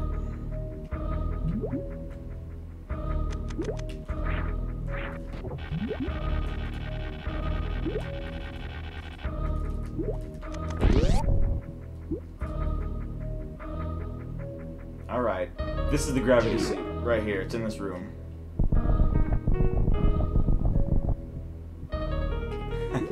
Yep, could you imagine if I died right now? I don't even want to think about it.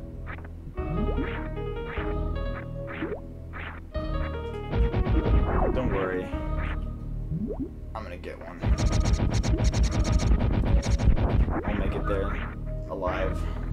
No problem.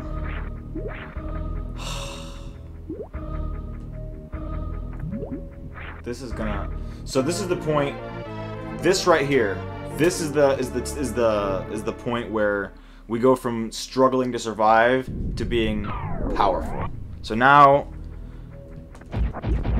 we're like a big badass. Once you get the gravity suit, you're the shit.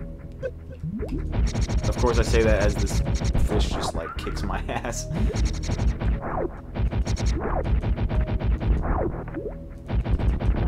have to kill him so that I don't run into him on my way up. The thing about the gravity suit that's great is that it cuts your damage in half.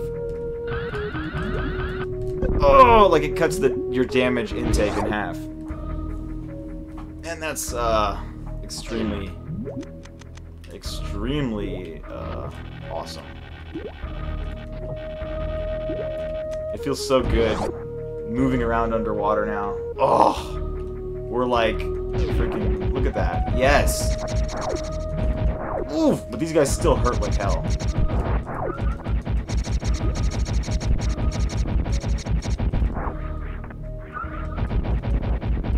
Alright, now I'm gonna go save.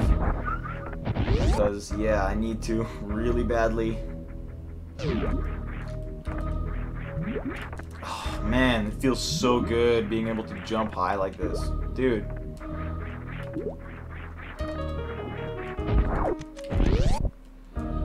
I haven't talked about this much, but this music right here, I fucking love it. Oh my god. It's so good.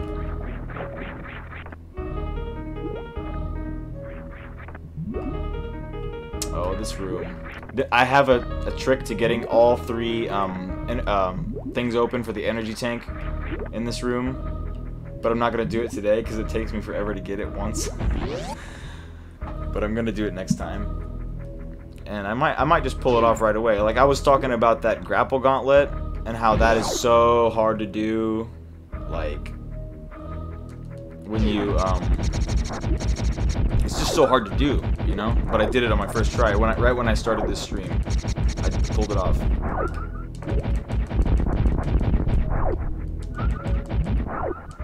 Yeah, you're right, Adam. I should have done that. Now I'm like at a risk now. Fuck. I just need to save and then. Oh my god. Fuck me. Oh my god. It's just that I don't know where to farm other than just re-entering rooms and doing all this shit. Man, these guys take so much, like they're bullet sponges.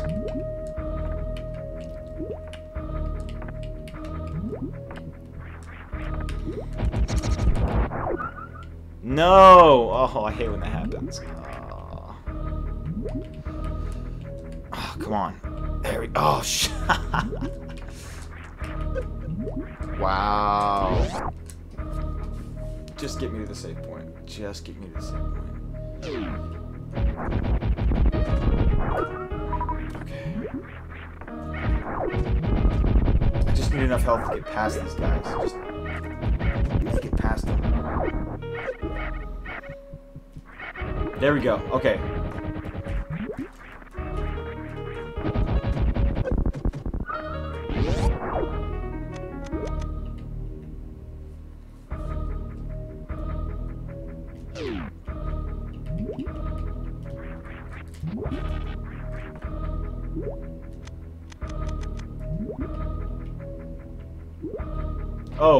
Oh, what?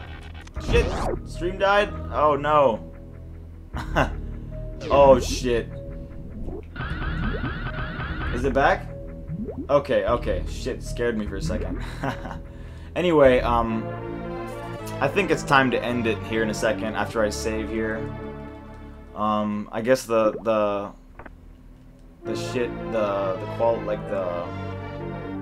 guess I've been going for too long. I've been going for 3 hours and 10 minutes now. Man, this game is so fun. Time just goes by. I really love it. Anyway, we picked up some stuff and... Yes! Oh. Now that we have the gravity suit, though, the rest of the game is going to be easy. Soon we're going to enter Meridia. And, Meridia is one of my favorite parts of the game. Yeah. Alright. Thank you, Adam. I appreciate it. Thank you for stopping by. Thank you, Itburn. Thank you, Smango, and yeah. It was awesome hanging out with you guys tonight. So, see you next time, hopefully. Take care.